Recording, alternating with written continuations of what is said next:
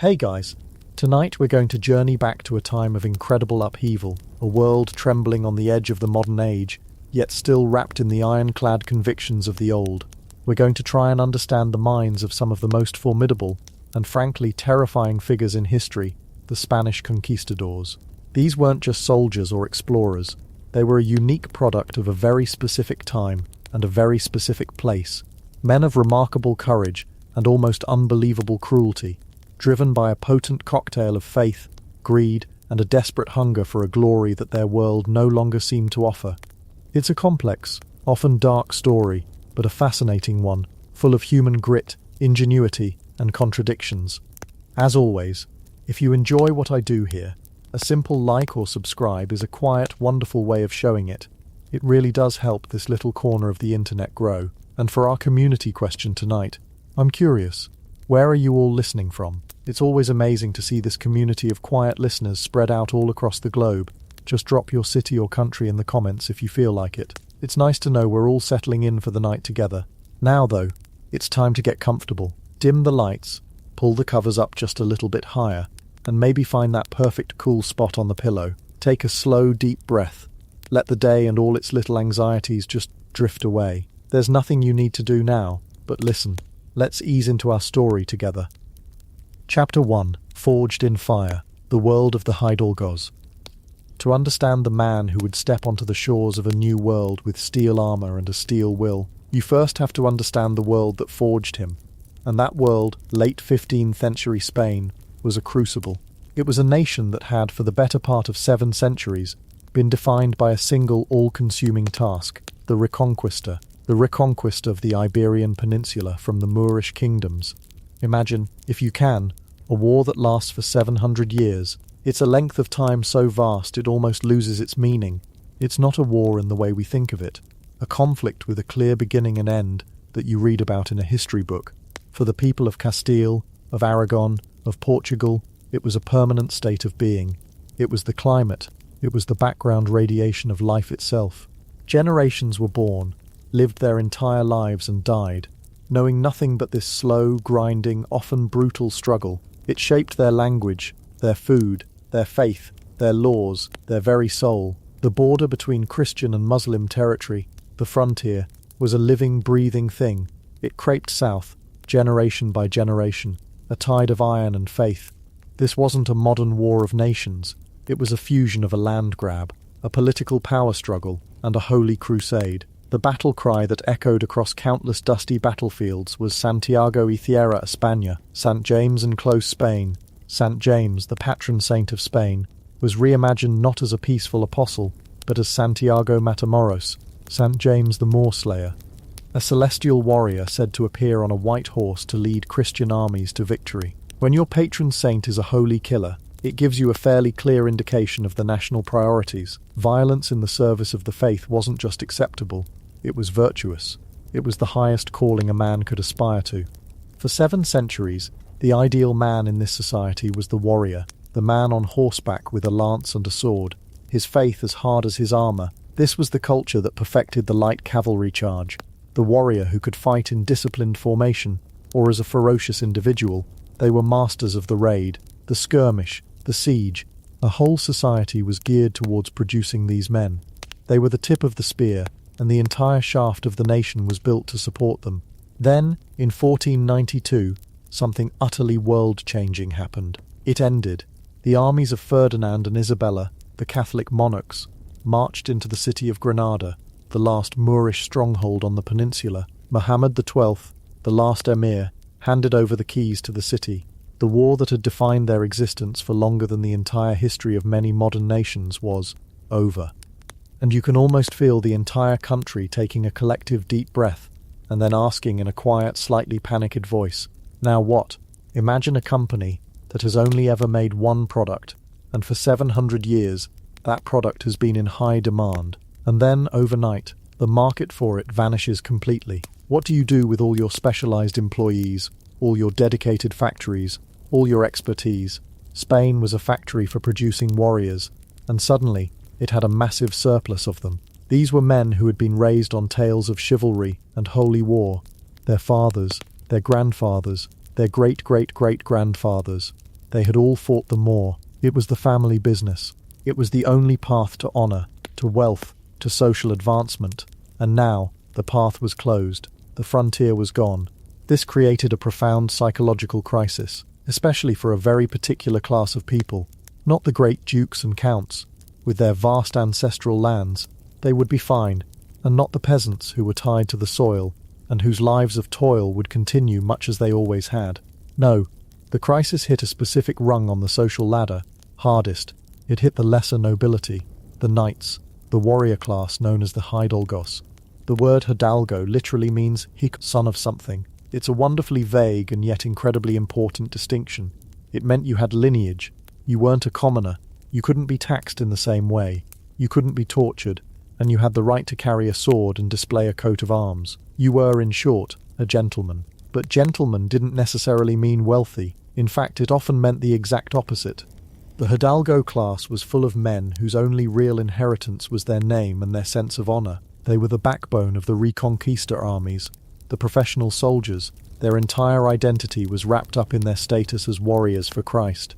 They lived in a world of rigid, almost theatrical honour. A slight to a Hidalgo's name had to be answered, often with violence. Their reputation, their honra, was their most valuable possession, because for many of them, it was their only possession. You'd find them all over Spain, but they were particularly concentrated in the harshest, poorest regions. Places like Extremadura, a land of burning hot summers and bitterly cold winters. A high, dusty plateau where the soil was thin and the opportunities were thinner. The name itself means extremely hard. This was no accident. The poorest lands produced the most ferocious fighters, because fighting was the only way out. Extremadura became a cradle of conquistadors for a reason. It was a land that bred tough, lean, desperate men who looked at the barren landscape around them and knew with absolute certainty that their fortune must lie elsewhere. A typical Hidalgo might live in a stone house that was barely more than a fortified shack, a world away from the palaces of the high nobility. He might own a small, unproductive patch of land, a few sheep, maybe a scrawny horse. He would eat simple food, bread, cheese, onions, and cheap rough wine. His clothes would be plain wool, perhaps patched, but he would take meticulous care of the two things that signalled his status: his sword and his cape. The sword was the tool of his trade, and the symbol of his nobility. The cape was his mark of a gentleman. It could hide a threadbare tunic, serve as a blanket on a cold night, or be used with dramatic effect in a duel. He walked with a certain swagger, a projection of pride that often masked deep insecurity. He was a man with a noble's privileges, but a peasant's income. It's a very dangerous combination, and this precarious existence was made even more so by a rigid system of inheritance. Primogeniture, the law of the firstborn. The eldest son inherited everything: the title, the house, the land, what little wealth there was. All of it went to one son, to keep the family's estate intact. This was a sensible system for preserving the wealth of the nobility, but it was brutal for the other sons. If you were the second, third, or fourth son of a Hidalgo, you inherited, well, your father's good name and a pat on the back. You were a nobleman with no land, no money, and no prospects. The world was not set up for you. You were a spare part in a system that only had a use for the original. So what were your options? There were precious few. The first and most respectable was the church. A younger son could become a priest, a monk, maybe even rise to become a bishop if he was clever and well connected. It offered security, a roof over your head, and a position of respect. But for a young man raised on stories of battle and glory, a life of prayer and quiet contemplation might not have seemed particularly appealing. It was a safe option, but not a glorious one. The second option was the military. This was the natural calling for a Hidalgo. It's what you were born and bred to do. You'd join the army, fight for the king, and hope to win glory and spoils on the battlefield. You might capture a wealthy enemy for ransom, or be granted lands in newly conquered territory. This was the dream, but in 1492, the dream was fading. The great enemy was vanquished. The wars were now mostly in Italy, fighting the French. It was a job, certainly, but it didn't have the same epic, holy purpose as the Reconquista. It felt like being a substitute player on a team that had already won the championship. Your third option was, not much. You could try to marry a wealthy heiress, but with no fortune of your own. That was a long shot. You could swallow your pride and go into trade, but that was seen as beneath a nobleman's dignity.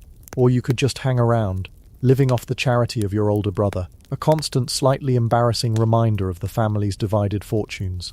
You'd spend your days in dusty town squares, practicing your swordplay, talking with other penniless Hidalgos, all of you sharing the same restless, frustrated energy, a generation of trained, proud, ambitious young men with absolutely nothing to do. They were a social tinderbox, waiting for a spark. These men were steeped in a very particular kind of literature. Their entertainment, their version of movies or video games, were the romance novels of the day. Books like Amadeus of Gaul, these were epic tales of chivalrous knights who wandered the land, fighting giants, rescuing princesses, and winning vast kingdoms through the strength of their sword arm. They were filled with impossible deeds, unwavering loyalty, and a deep romantic piety. And the young Hidalgos read these stories, or had them read to them, and they believed them, not as fantasy, but as a kind of instruction manual for how a true nobleman should live. They saw themselves as the heroes of their own epic poems. They weren't just poor guys from Extremadura. They were knights errant, waiting for their grand adventure to begin. This gave them an almost delusional sense of self-confidence and destiny. They truly believed they were special, chosen by God for great things. They just needed a stage big enough for their ambitions.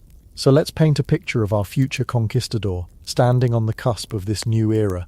He's maybe 20 years old. He's the second or third son of a minor Hidalgo from Castile or Extremadura. He's grown up in a sun-scorched landscape, under a vast, unforgiving sky. He's probably lean and tough, with skin weathered by the sun, and hands calloused from holding the reins of a horse and the hilt of a sword. He can ride before he can properly write his own name. He knows how to fight. It's the one skill he has been honing his entire life. He is intensely, fervently religious. His Catholicism is not a matter of quiet Sunday contemplation. It is militant, absolute, and forged in centuries of war. For him, the world is a clear battlefield between the forces of God and the forces of darkness. Heretics, infidels, heathens. They are not just people with different beliefs. They are enemies of God, and to fight them is to do God's work. He believes in miracles. He believes that St. James might genuinely appear on the battlefield to help him. His faith is a weapon, as real and as tangible as the steel blade at his side. He is also obsessed with honor. This concept of honor is everything. It is a rigid code that dictates his every action. He must appear brave at all times. He must be true to his word. He must defend his name and the name of his family against any insult, no matter how small. A sideways glance in a tavern could be cause for a duel. This makes him incredibly proud, sensitive and dangerous. He has no material wealth, so his reputation is his only currency. He cannot afford to have it devalued. And finally, he is desperately, achingly ambitious. He craves what Spanish society valued above all else: glory, renown, and wealth. Fama. He wants his name to be remembered in songs and stories, just like the knights in his books. And he wants gold, not just to be comfortable, but as a physical symbol of his success. Gold meant he could return to Spain, buy land, build a fine house, and take his place among the nobility he always felt he belonged to. Gold was the ultimate proof that he had made it. So here he is, a man trained for a war that is over, a nobleman with no land, a knight-errant with nowhere to wander, a pious man in a country where the great Holy Crusade has ended. He's a coiled spring of ambition, faith, and frustration. He walks the dusty streets of his provincial town, a sword on his hip and a hole in his purse, and he stares at the horizon, praying to God for an opportunity, for a new frontier, for a new war to fight, a new world to conquer. And then, a rumour begins to trickle in from the port cities. A strange story about a Genoese captain in the pay of the Queen, a man named Columbus. He didn't sail east, he sailed west, straight out into the great unknown ocean, the sea of darkness that sailors had feared for centuries. And he found land. At first, the news is confusing. He found the Indies, people say. He found a back door to the lands of spice and silk, but the stories that follow are stranger. He didn't find the great Khans or the cities Marco Polo described. He found islands. Islands full of naked, primitive people who had never heard of Christ. People who, it was whispered, wore little ornaments of pure gold. For the great ministers in the court of Ferdinand and Isabella, this is an interesting geopolitical development, a strategic and economic puzzle to be solved. But for our young, penniless Hidalgo in Extremadura, this news is not a puzzle. It's a thunderclap. It's a divine revelation. It's the answer to every one of his prayers. A new world. A world of heathens waiting to be brought to the light of the true faith. A new holy crusade. And a world with gold. Untold riches, just waiting to be claimed by men bold enough to take them. It was a perfect, irresistible combination. A mission that could satisfy his piety, his ambition, and his empty pockets all at the same time. He could serve God and get rich doing it. There was no contradiction in this. In his mind, they were two sides of the same glorious coin. The wealth was a sign of God's favour, a reward for his service. Suddenly, the taverns and town squares are buzzing with a new energy. The restless, unemployed warriors look at each other, and a new light is in their eyes. The world isn't over, it has just begun. The dead end they faced has become a wide-open door. All the skills they possess, their horsemanship, their skill with a sword, their tolerance for hardship, their absolute unshakable self-belief, were suddenly in demand again. They were not obsolete. They were the pioneers of a new age. They didn't see the immense, powerful civilizations that existed across the ocean. They didn't see complex societies, ancient cultures, or millions of people living their own lives. They saw what their culture had trained them to see: a new frontier, a new battlefield in the eternal war for God, and an opportunity for personal glory on a scale they had never dared to imagine. The old world of the Reconquista was dead, but its spirit, its hardness, its fusion of piety and violence, was about to be reborn. It was going to be unleashed, with devastating consequences, upon a world that would have no idea what was about to hit it. The Hidalgo, the son of something, was about to leave his dusty, dead-end life behind. He was going to gamble everything, his life included, on a one-way trip into the unknown. He was on the verge of becoming something new. He was about to become a conquistador. Chapter 2. The Ocean Sea, a passage to the unknown. So, he was about to become a conquistador, a grand title, full of promise. But between the dusty streets of Extremadura and the shores of a new world stood a monster, a vast, empty, terrifying monster that had swallowed ships and men for centuries. It was called, with a beautiful and deceptive simplicity, the Ocean Sea. And you didn't just walk up and cross it. The journey from ambitious Hidalgo to a man standing on the deck of a ship bound for the unknown was first and foremost a mountain of paperwork. Before you could dream of gold, before you could even smell the salt air, you had to embark on the most perilous quest of all, navigating the Spanish bureaucracy. You see, this whole enterprise wasn't some chaotic free-for-all. It was, at least on paper, a highly regulated business venture. The first and most crucial item on your shopping list was something called a capitulación. This was the royal charter, the contract between you, the aspiring expedition leader, and the crown. Think of it as the most high-stakes Shark Tank pitch of all time. You'd go to the court, or more likely to the powerful bureaucrats in Seville, and lay out your plan. You'd speak of spreading the faith, of claiming new lands for the glory of Spain, and of course, you'd whisper about the potential for unimaginable wealth. You had to convince them that you, a man of little means but immense ambition, were a good investment. If they agreed, if they liked the cut of your jib, you'd get the charter. This document was your golden ticket. It spelled out in excruciating detail what you were allowed to do, where you were allowed to go, and most importantly, how the loot would be divided. The crown, which typically invested absolutely no money of its own, would automatically get its share, the quinto real, or the royal fifth. 20% of everything, gold, silver, pearls, slaves, anything of value, went directly to the king and queen. It was the best deal in history. All of the upside, none of the risk. The charter also outlined your potential rewards. You might be granted the title of governor or adelantado of the lands you conquered. You'd have the right to distribute land and native labor to your followers. It was a license to explore, to conquer, and to rule. It was a piece of paper that gave you permission to gamble with your own life and the lives of your men for a chance at becoming a lord. But the charter didn't come with a check. The crown gave you permission, not funding. Now came the hard part, raising the capital. These expeditions were fantastically expensive, a far cry from a solo backpacking trip. You needed to buy or charter ships. You needed to pay for their repairs and outfitting. You needed to buy cannons, crossbows, arquebuses, swords, and armor. And you needed to purchase enough food and wine to keep hundreds of men alive for a journey of unknown length. This was where the real hustle began. The expedition leader, the man with the royal charter in his hand, now became an entrepreneur, a startup CEO. He had to find investors, He'd hit up the great merchant houses of Seville, the ones who had grown rich on trade. He'd seek out the Genoese and German bankers, who really controlled the flow of capital in Europe. These were not sentimental men. They wanted a return on their investment, and a hefty one.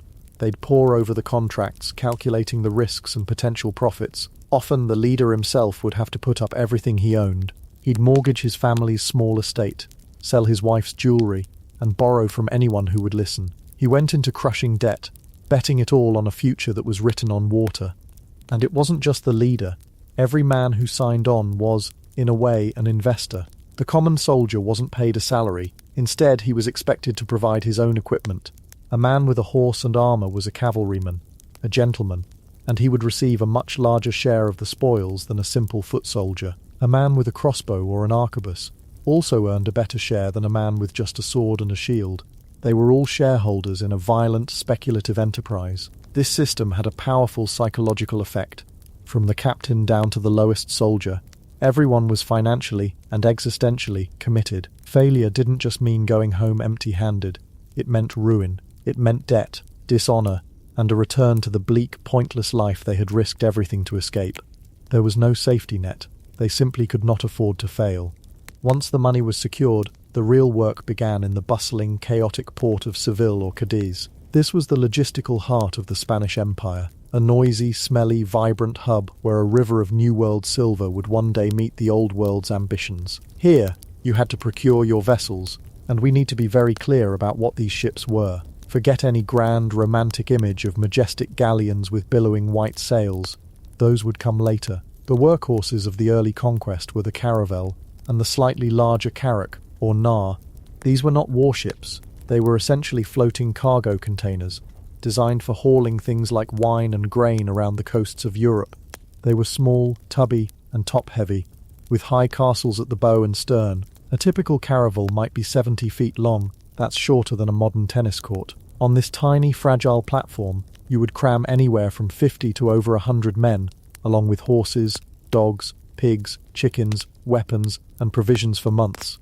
Let's step aboard, shall we? The first thing that hits you is the sheer lack of space.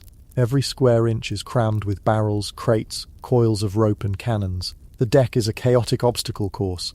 There's no private cabin, unless you're the captain. Everyone else sleeps on the open deck, exposed to the blistering sun and freezing spray, or below decks in the suffocating darkness. You find a spot, unroll your thin straw mat, and that's your home for the next 2 to 3 months. You are pressed shoulder to shoulder with dozens of other men, a jumble of snoring, sweating, coughing humanity.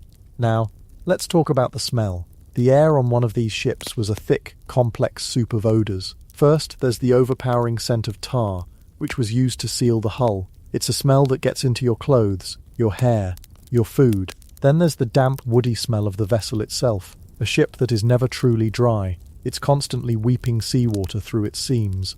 Mix in the smell of the livestock, the pungent ammonia of horse urine, the earthy funk of pigs and chickens. Add the aroma of the cooking fires, which filled the ship with greasy smoke. And then there are the human smells. 100 men, with no way to bathe, wearing the same wool and leather clothes for months on end. The sour smell of sweat, the reek of seasickness, and the ever-present horrifying stench from the bilge. Ah, the bilge. This was the very bottom of the ship, the space below the floorboards. It was a stagnant pond of all the filth that the ship produced. Leaked seawater, spilled wine, rotting food scraps, waste from the animals, human vomit and excrement. It all trickled down and collected in this foul black soup. The job of pumping the bilge was one of the worst on the ship, unleashing a truly breathtaking odour that could make even the most hardened sailor gag. This wasn't just an unpleasant smell. It was the smell of decay. It was the ship's signature perfume. The ship itself was alive. It was a creature of wood and rope, and it spoke a language of its own. It groaned. It creaked. The timbers would strain and protest against the relentless pressure of the waves, producing a symphony of squeals and moans that never ever stopped. At night, lying in the dark, you'd hear the rhythmic slap of waves against the hull, the flutter of the sails, the whine of the wind in the rigging. It was a constant, unnerving soundtrack. You learned to read these sounds. A new creak could mean a timber was about to split. A change in the wind's song could herald a coming storm. You were living inside a wooden beast, and your survival depended on its integrity. Who were the men who chose this life? It was a motley crew, a cross-section of Spanish society, united only by desperation and a lust for something more. You had the Hidalgos, the poor nobles we've met, who were often the leaders. They were soldiers, not sailors, and a deep cultural friction often existed between them and the professional mariners. The Hidalgos saw themselves as warriors, gentlemen, whose business was fighting. The sailors were the bus drivers, the technicians, who actually knew how to keep this floating coffin moving. The master of the ship was the supreme authority on all things nautical. He understood the winds, the currents, the complex web of ropes and sails. His second in command was the pilot, the navigator, arguably the most important man on board. He was the keeper of the secret knowledge, the man who could read the stars and the sun to find their way across the featureless expanse. These men were professionals. They were in it for the pay and the pride of their craft. Then you had the able seamen, the marineros. These were the hardened veterans of the sea, men with skin like leather and hands like knotted wood. They knew how to climb the rigging in a pitching storm, how to reef a sail, how to handle the heavy tiller. They looked down on the soldiers as clumsy landlubbers who were just passengers. The soldiers, the soldados, were a mix. Some were veterans of the wars in Italy, hardened professionals of pike and sword. Many others were just tough, desperate men from the slums of Seville or the poor farms of Castile, hoping to trade a life of poverty for a chance at a fortune. Every expedition also had a few specialists: a blacksmith to repair armor and shoe the horses, a carpenter whose job was to constantly battle the sea's attempts to dismantle the ship, a cooper to maintain the precious barrels of water and wine, and crucially, a notary. This might seem odd, but the notary was indispensable. The entire conquest was, in the Spanish mind, a legal proceeding. When they encountered a new people, they were required to read them the requerimiento, a document explaining the authority of the Pope and the Spanish crown, and demanding their submission. The fact that it was read in Spanish to people who had never heard the language was a minor detail. The notary was there to officially witness that the procedure had been followed, thus legally justifying whatever happened next. He was also there to meticulously record the inventory of all treasure acquired, ensuring the crown got its 20%. He was the expedition's official bookkeeper and legal shield. And finally, you had the ship's boys, the grammetes. These were teenagers, some as young as 12 or 13, learning the trade of a sailor. They did the worst jobs, scrubbing the decks, climbing to the most dangerous parts of the rigging, and enduring the casual cruelty of the older sailors. It was a brutal apprenticeship, and many didn't survive their first few voyages. Once this volatile mix of humanity was assembled, it had to be fed. The logistics of provisioning were a nightmare. How much food do you pack for a voyage to a place you're not sure exists, that will take a length of time you can't predict? The diet was a masterclass in monotony and malnutrition. The absolute staple, the bedrock of their existence, was ship's biscuit. This was not the flaky, buttery biscuit you might be imagining. This was a hard, dry, unleavened cracker, made from flour, water and salt, and baked multiple times until it was as hard as a rock. It was called hardtack for a reason. It was durable, it wouldn't spoil easily, and it was nearly inedible. To eat it, you had to soak it in water, wine or soup to soften it, and you were never eating it alone. The biscuits were invariably infested with weevils, little black beetles that burrowed into the hardtack, leaving it riddled with tunnels. The sailors had a grimly pragmatic attitude towards them. The old joke was that it was better to eat your biscuit in the dark, so you couldn't see what you were eating. Some would tap the biscuit on the table to knock out the weevils, while others just accepted them as a small, crunchy source of extra protein. The other main source of calories was salted meat and fish. Pork and cod were packed in barrels layered with huge amounts of salt to preserve them. After weeks at sea, this meat would become incredibly tough, and so salty it would make your teeth ache. It had to be soaked for hours before it could be cooked, and even then, it was a stringy, unappetizing mess. This was supplemented with dried legumes like chickpeas and lentils, a bit of cheese if you were lucky, and barrels of garlic and onions, which were one of the few sources of flavor. To wash this down, you had two options: water and wine. Water was stored in wooden barrels, and it didn't take long for it to go bad. Algae would grow in it, turning it green and slimy. It would take on the taste of the wood and develop a foul, sulfuric smell. It became undrinkable. So the primary beverage for everyone, including the ship's boys, was wine. It was cheap, low-quality stuff, often watered down, but it was safer to drink than the water, and provided a welcome escape from the misery of the daily routine. The daily ration of food and wine was one of the most important rituals on board, the centerpiece of a day that was otherwise defined by crushing boredom. Life aboard the ship was a strange paradox of tedium and terror. Most days were exactly the same. The day was divided into watches, or ampellettas, measured by a half-hour sand glass. The ship's boy had the job of turning the glass as soon as the sand ran out, shouting out the time.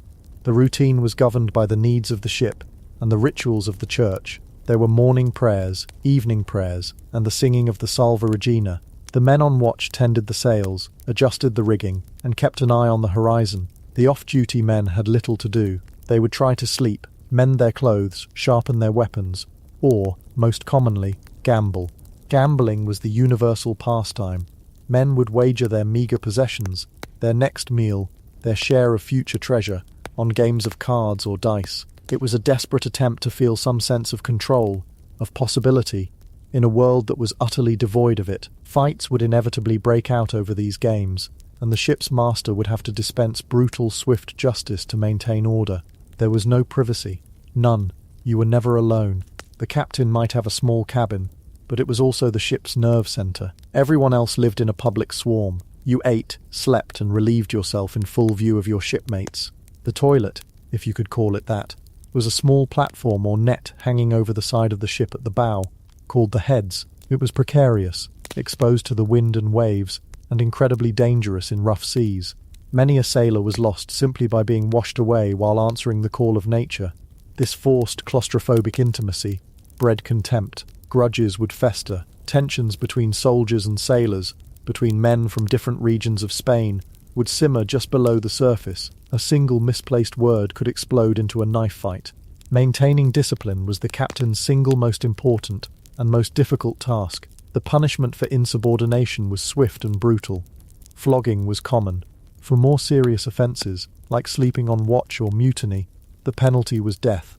A man might be hanged from the yardarm, his body left to swing as a warning to the others, or, in a particularly cruel punishment known as keel hauling, he would be tied to a rope, thrown overboard, and dragged under the ship's keel to the other side. The barnacles and shells encrusting the hull would shred his body to ribbons. It was a terrifying deterrent, a necessary tool to keep 100 desperate, armed men from turning on their officers and each other. And all this was happening while you were fundamentally, completely lost. We take navigation for granted. You pull out your phone, and a satellite tells you exactly where you are on the planet, to within a few feet. For these men, figuring out their location was a daily struggle, a dark art that was as much guesswork as it was science. Their primary tool was the magnetic compass, which told them their direction. To figure out their speed, they used a primitive method called a chip log. This was a small weighted piece of wood tied to a long rope with knots tied at regular intervals. They would throw the log into the water and count how many knots paid out over a set period of time, measured by a sand glass. This gave them their speed in knots, a term we still use today. By tracking their direction and speed over time, they could estimate how far they had travelled from their last known position. This was called dead reckoning, and it was dangerously inaccurate. An unknown ocean current, or a persistent crosswind, could throw their calculations off by hundreds of miles. To find their latitude, their position north or south of the equator, they looked to the sky. At night in the northern hemisphere, they could measure the angle of the North Star above the horizon, using an instrument called a quadrant or an astrolabe. This angle corresponded directly to their latitude. During the day, they could do the same with the sun at its highest point, at noon, but this required consulting complex astronomical charts to correct for the time of year. Finding longitude, their position east or west, was effectively impossible. That problem wouldn't be solved for another 250 years with the invention of the marine chronometer. So imagine the psychological state of the pilot. He is the only one who is supposed to know where they are. Every day he performs his rituals with the astrolabe and the charts, surrounded by anxious, illiterate men who watch his every move. He projects an air of confidence, but inside, he knows how much of it is just a sophisticated guess. He knows that a few cloudy days hiding the sun and stars could render him blind. He knows that a small error in his calculations compounded over weeks could lead them to miss their destination entirely and starve to death in the middle of the ocean. And the crew knew it too. They looked out from the deck and saw nothing. An endless empty circle of water meeting an endless empty circle of sky, for weeks on end. It was a profound existential emptiness that could break a man's mind. The sun would rise, beat down on them mercilessly, and set. The stars would come out, a cold, indifferent glitter in the infinite dark. There were no landmarks, no birds, no signs of life, just the creaking of the ship and the whisper of the waves. Legends and superstitions filled this void. They believed in sea monsters, in phantom islands, in patches of the ocean where the water boiled, or the air was so thick a ship could become trapped forever. The ocean sea wasn't just a body of water, it was a living entity, a void that actively tried to consume you. And sometimes, it almost succeeded. The greatest and most immediate fear was the weather. A storm at sea in one of these top-heavy, clumsy ships was an experience of pure, unadulterated terror. The sky would turn a bruised, sickly purple. The sea, which had been their placid companion, would transform into a writhing mass of monstrous grey waves. The ship, which felt so solid in a calm, was now tossed about like a child's toy. Waves the size of hills would crash over the deck, sweeping away anything and anyone not tied down. The wind would shriek through the rigging with the sound of 1,000 angry ghosts. The sails had to be furled in a desperate, frantic battle against the storm's power. Men would have to climb the slick, swaying masts, 100 feet above the churning sea, their fingers numb with cold, to wrestle with the frozen, flogging canvas. A single slip meant a fall into the abyss, with no hope of rescue. Below decks, it was a scene from hell. Men and animals were thrown about in the darkness. The ship groaned as if its bones were breaking. Every wave that struck the hull sounded like a battering ram, and you were just waiting for the one that would finally splinter the timbers and send you all to a watery grave. These storms could last for days, a relentless assault on the ship and the nerves of the crew. To survive one was to be reborn, to look at the world with new eyes, profoundly grateful for the simple fact of being alive. But there was another enemy, a far more insidious one that attacked from within. It was an enemy that a storm could not wash away, and that iron discipline could not defeat. It was the slow creeping decay of their own bodies. The lack of fresh food, particularly fruits and vegetables, meant they were completely deprived of vitamin C, and this led to the most dreaded of all maritime diseases, scurvy. Scurvy did not strike quickly. It was a slow, leisurely killer. It began with a feeling of profound lethargy and weakness. Your joints would begin to ache, a deep, painful throbbing in your bones. Then your gums would begin to swell and turn a dark, purplish colour. They would bleed at the slightest touch, and soon your teeth would loosen in their sockets until you could pull them out with your fingers. Old scars, even wounds that had healed perfectly years ago, would inexplicably reopen, as if the body was forgetting how to hold itself together. Foul-smelling sores would appear on your skin. Your breath would become unspeakably foul. In the final stages, you would suffer from hemorrhages under the skin, and then, finally, a sudden convulsive death. Imagine the psychological horror of this. You were trapped on a small ship, watching your friends, your comrades, literally fall apart before your eyes, and you know with a cold certainty that the same thing is happening inside your own body. It was a complete mystery to them. They blamed it on bad air, on laziness, on divine punishment. They had no idea that a simple lemon or an orange could have saved them. Scurvy could wipe out half a crew on a long voyage, leaving the ship a floating graveyard, adrift with too few men left to even handle the sails. Between the storms, the disease, and the constant psychological pressure, it's no wonder that the threat of mutiny was always simmering. A captain had to be a master of men. He had to know when to be ruthless and when to be generous. He had to project an unshakable confidence, even when he was just as lost and terrified as everyone else. A moment of weakness, a perceived injustice in the distribution of rations, or simply the collective despair reaching a breaking point, could be the spark. A few desperate men whispering in the dark could decide that their only chance of survival was to turn the ship around, or to kill their officers and seize control. A famous example is Ferdinand Magellan. On his voyage around the world, he faced a massive mutiny by his Spanish captains, who resented him as a Portuguese foreigner. He put it down with shocking brutality, executing one captain and leaving another marooned on a desolate coast. Columbus himself faced the threat of mutiny on his first voyage, as his crew, after weeks with no sight of land, began to believe he had led them to their doom. He had to use all his powers of persuasion, all his authority, to convince them to sail on for just a few more days. This was the crucible of the ocean sea. For weeks, for months, these men were stripped of everything familiar. They were suspended between two worlds, in a state of constant, low-grade misery, punctuated by moments of extreme terror. They were battered by the sea, starved by their diet, and poisoned by disease. They were forced to live in a state of unnatural intimacy with men they might despise. This experience changed them. It burned away their softness, their doubts, their connection to the world they had left behind. It forged them into a single, cohesive unit, a brotherhood of survivors bound by shared hardship, or it broke them completely. By the time they finally heard the lookouts cry, "Tierra, tierra," they were not the same men who had left Spain. They were harder, leaner, more ruthless. They were desperate. They had gambled everything, endured a living hell, and crossed a threshold into a new reality. They were men who had stared into the void and had not blinked. The new world would soon learn, to its profound sorrow, just what kind of men the ocean sea had created. Chapter 3. Islands of Trial and Terror, the Caribbean Crucible. The land did not roar or announce itself with trumpets. It arrived as a scent on the wind, a profound and earthy smell of damp soil, of unknown blossoms, of life so abundant it was almost overwhelming.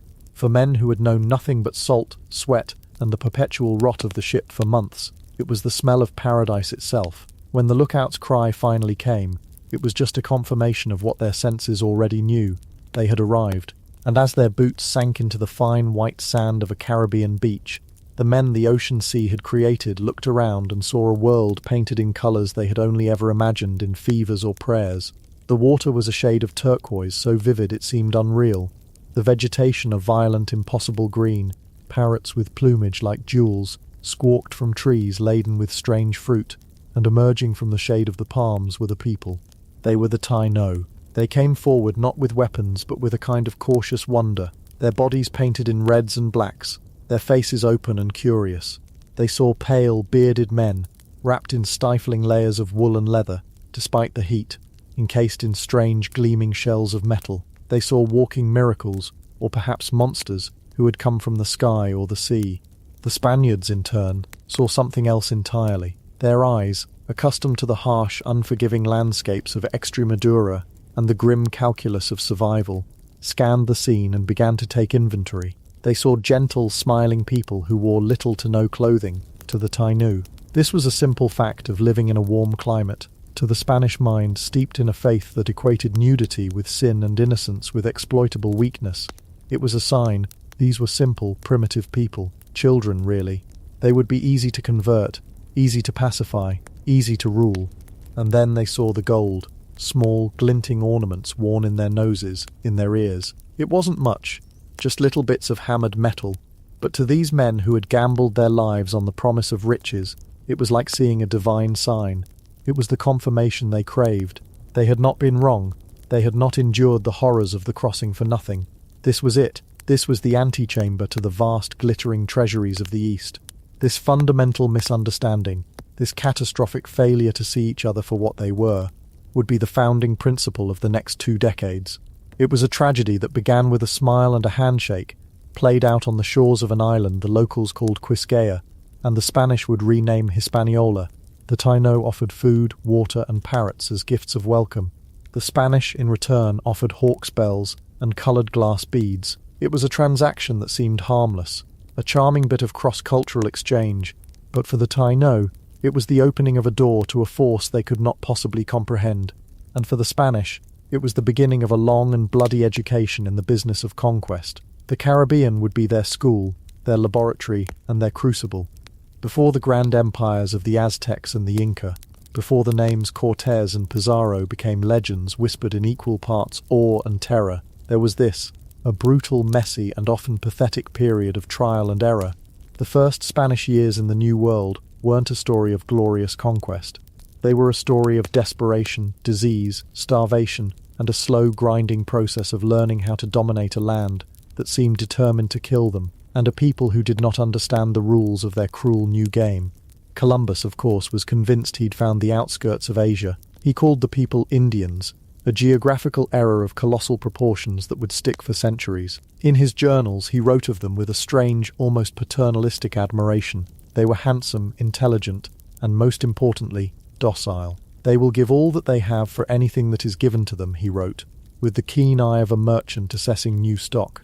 He saw them as blank slates upon which he could write the future of the Spanish Empire, and the Catholic faith. He had no inkling that these gentle people had a rich and complex world of their own, with their own gods, their own histories, their own networks of trade and politics that spanned the archipelago. To him, they were simply part of the scenery, another natural resource to be catalogued alongside the strange plants and colourful birds. The first real Spanish footprint on this new world was not a city, but an accident. On Christmas Eve 1492, the flagship, the Santa Maria, ran aground on a reef off the coast of Hispaniola. The ship was lost. For Columbus, this disaster was spun into a sign of divine providence. Clearly, God wanted them to establish a presence here. Using the salvaged timbers of the great ship, they constructed a crude fort, which he named La Navidad, in honor of the day of the wreck. It was, to be frank, a glorified shack with a palisade, but to the 39 men he left behind, it must have felt like a kingdom. They were the first European colonists in the Americas since the Vikings a half-millennium before. Columbus gave them a year's worth of provisions and strict orders. Be good to the natives, find the source of the gold, and wait for his return. Then he sailed away, leaving them in a world that was, for all intents and purposes, another planet. You can almost picture the scene. These 39 men, a motley collection of sailors and adventurers, suddenly finding themselves lords of a tropical paradise. The local Taino chief, Guacanagari, was friendly, even helpful. The women were beautiful, and, to the Spanish eye, available. The climate was warm. There were no bosses, no priests looking over their shoulders, no rigid social hierarchy of old Spain. For a little while, it must have seemed like they had won the lottery. But the paradise had a dark side. They were not equipped to understand. The initial awe the Taino felt towards the Spaniards began to curdle as the reality of their guests set in. These were not gods. They were men. They were greedy. They were violent, and they were insatiable. The Spaniards, no longer constrained by the discipline of the ship, broke into factions. They fought amongst themselves. They roamed the island, demanding gold, and more disruptively, demanding women. In Taino society, lineage was often matrilineal. The violation of their women was not just a personal crime. It was an attack on the very fabric of their social order. The Spanish had swords, crossbows, and a fearsome, almost pathological aggression honed by centuries of warfare back home. But there were only 39 of them. The Taino had numbers, and eventually their patience ran out. Another chieftain, the powerful Cainabo from the island's interior, grew tired of the abuses. He led a force that descended on La Navidad. The fort, built from the wreckage of a ship, became a tomb. When Columbus returned a year later on his second voyage, he found only silence, ashes, and the scattered, unrecognizable remains of his men. This was the first lesson of the Caribbean Crucible. The New World would not be taken peacefully. The dream of a gentle cooperative partnership, if it ever truly existed, was now dead and buried in the ruins of La Navidad. Columbus's response was swift and brutal. The mask of the benevolent explorer fell away, revealing the face of the conqueror. He established a new settlement, Isabela, a more defensible and permanent base of operations, and from there the systematic subjugation of Hispaniola began. The Spanish model of conquest, forged here in the humid hills and valleys of this island, was built on a trinity of terror: the demand for tribute, the use of overwhelming force, and the introduction of a new kind of slavery. First, the tribute. Every Taino over the age of 14 was ordered to produce a certain quota of gold dust every 3 months. It was a simple, elegant system from the Spanish perspective, but it was a death sentence for the Taino. Hispaniola had some surface gold, the little flakes and nuggets the Spanish had first seen, but it had no great mines, no El Dorado. The demand was impossible to meet. The Taino would spend weeks, months, desperately panning in rivers, trying to fill the little hawk's bell they were given as a measure. When they failed, as they inevitably did, the punishment was mutilation, often the cutting off of their hands or execution. It was a system designed not for profit, but for terror and control. When the Taino resisted, as they inevitably did, they learnt the second lesson of the conquest, the profound technological and tactical gap between the two worlds. A Taino warrior, armed with a wooden club or a fire-hardened spear, was a formidable fighter in his own context, but he was facing a man in steel armor, wielding a razor-sharp Toledo steel sword. He was facing crossbows that could punch through wooden shields from a distance, and most terrifying of all, he was facing things that were not just weapons, but monsters from a nightmare. The Spanish had cavalry. To a people who had never seen a horse, A man on horseback was a terrifying centaur-like creature, a fused being of man and beast that moved with unnatural speed and power. A cavalry charge, something unremarkable on a European battlefield, was a psychological apocalypse. It scattered native formations, trampled bodies, and created a terror that was almost supernatural. And then there were the dogs. The Spanish brought with them war dogs, typically mastiffs or greyhounds, bred for size and ferocity. They were trained to attack, to disembowel, to hunt humans. In the dense island foliage, these animals were a weapon of pure horror, tracking down fleeing villagers and tearing them to pieces. For the Taino, it was another incomprehensible cruelty. The resistance, though valiant, was doomed. Caciques like Cawanabor organized warriors and fought back, but they could not stand against the combined arms of the Spanish. They were fighting a different kind of war. Their battles were often ritualized, aimed at capturing enemies rather than annihilating them. The Spanish, products of the Reconquista, practiced total war. They sought not just to defeat, but to obliterate, to make an example, to burn the will to resist out of the very soul of the people. Villages were massacred, leaders were captured and publicly executed. A pall of fear descended over the island. But the sword, the horse, and the dog were not the most effective conquerors the Spanish brought with them. Their deadliest weapons were invisible, carried in their blood and on their breath. The peoples of the Americas had lived in biological isolation for more than 10,000 years. Their immune systems had never encountered the vast bestiary of pathogens that had co-evolved with Europeans and their livestock for millennia. Diseases that were common, often childhood, illnesses in Spain, smallpox, measles, influenza, typhus, were completely alien here. When these diseases made landfall, they found a virgin population. A single Spaniard with a cough could unleash a biological firestorm. The pathogens spread with terrifying speed. People would wake up healthy and be dead by nightfall. Fevers swept through entire villages, killing everyone. The Taino had no concept of quarantine, no effective medicines, no understanding of what was happening. Their healers were powerless. Their gods were silent. It seemed as if the world itself was ending. Imagine the psychological devastation. It's one thing to be defeated by a superior enemy. It's another thing to watch your children, your elders, your entire community waste away from a mysterious plague that your enemies seem immune to. It must have felt like a divine judgment, a confirmation of the Spanish gods' power and their own gods' impotence. People starved because there was no one left to plant the crops or to hunt. The social fabric of their world disintegrated. The demographic collapse was staggering, almost unimaginable. Within a generation of Columbus's arrival, the population of Hispaniola, once estimated in the hundreds of thousands, perhaps even 1 million, had fallen by as much as 90%. It was a silent microbial genocide that dwarfed the direct killing in its scale and efficiency. Into this dying world, the Spanish introduced their final, most enduring instrument of control, the encomienda system. On paper, presented to the ever-pious Queen Isabella back in Spain, it sounded almost benevolent. It wasn't slavery, the lawyers insisted. That would be illegal and immoral.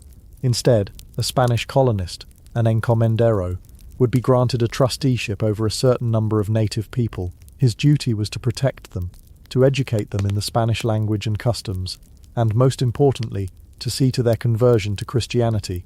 In return for this paternalistic guidance and the gift of eternal salvation, the natives would provide labour. It was, of course, a thinly veiled legal fiction for the most brutal kind of servitude. The protection was a cage, the education was indoctrination, and the labour was a death sentence. The Taino were rounded up, torn from their villages, and put to work in the mines or on the new Spanish plantations. They worked from sun-up to sundown, poorly fed, housed in squalor, and driven by the lash. With their society already shattered by war and disease, the encomienda was the final blow. The birth rate plummeted. People died of exhaustion and despair. Many chose to take their own lives rather than endure it. This was the Crucible. For 2 decades, Hispaniola, and later Cuba and Puerto Rico, became a brutal laboratory for the Spanish Empire. Here they learned the hard lessons of colonization. They learned how to build settlements that could survive in a hostile land. They learned how to play native political factions against each other. They learned how to use terror and overwhelming force to crush resistance. They learned how to create legal and economic systems that could efficiently extract wealth from a conquered people and their land. And they learned to live with a level of daily brutality that would have been shocking back in Spain. The men who survived this period, the first generation of conquistadors, were a special breed. They were not the fresh-faced adventurers who had sailed with Columbus on his first voyage. They were hardened veterans. They had seen paradise and turned it into a charnel house. They had grown immune not just to tropical diseases, but to the sight of suffering. Compassion was a liability, a weakness that could get you killed. They were cynical, ruthless, and perpetually hungry for more. More gold, more land, more glory. They looked around the islands and saw a project that was, in a grim way, complete. The Taino were virtually gone. The gold was mostly exhausted. Hispaniola had become a settled colony, with plantations worked by the first African slaves brought in to replace the dying native population. For a man with ambition, a man who had tasted conquest and found he had a talent for it, the islands had become too small, too tame. But rumours were starting to trickle in from sailors and exploratory expeditions that had ventured further west. Rumours of a vast mainland. Rumours of cities made of stone, not wood and thatch. Rumours of a powerful empire, fabulously wealthy, ruled by a king named Moctezuma. For the veterans of the Caribbean Crucible, these rumours were a call to destiny. They had served their apprenticeship in blood and fire on Hispaniola and Cuba. They had perfected their methods. Now, they were ready for the main event. They were no longer just sailors or soldiers. They were a new type of man, the conquistador, and they were about to be unleashed upon a continent that had no idea what was coming. The islands had been the trial. Now, the terror was about to begin in earnest. Chapter 4. The March Inland, Alliances and Omens. And so, the terror begins. Not with a great clash of armies, not with the thunder of cannons echoing across a battlefield, but with the quiet, agonizing decision to turn your back on the only world you know. It begins with the smell of wood smoke and tar, as the ships, your only connection to home, your only means of escape, are systematically scuttled and burned in the shallows of the Veracruz coast. An act of strategic genius, we're told. A masterstroke by Cortés to eliminate any thought of retreat. And it was. But for you, standing on that humid beach, swatting at insects you don't have names for, watching the masts of your past collapse into the waves, it is something far more primal. It is the slamming of a door on the universe. From this moment on, there is only one direction forward. Forward into a continent that feels, in its vastness, like a living, breathing entity that has already decided it does not want you here. The island campaigns, the fighting in the Caribbean, that was a brutal but understandable kind of warfare. It was contained. There was always the sea at your back, the comforting thought that a ship could take you away. But here, the sea is gone. Before you lies a wall of green, a pulsating, humming, chittering barrier of life so dense it seems to suck the very air from your lungs. The great coastal plain stretches out, a sweltering blanket of heat and humidity that clings to you like a second skin, a wet wool cloak you can never take off. You've never felt heat like this. It's not the dry, honest heat of a Spanish summer. This is a wet, personal heat. It finds its way into every seam of your clothing, under the oppressive weight of your armor, turning your own body into a furnace. Let's talk about that armor, shall we? In the woodcuts and the grand paintings back in Europe, it looks magnificent. The gleaming steel breastplate, the morion helmet with its proud comb, a symbol of European might. Here, on the ground, it's a personal torture device. The breastplate, the corselet, is an oven that slowly cooks you in your own sweat. The steel plates on your arms and legs chafe your skin raw, and within hours the relentless humidity begins its insidious work.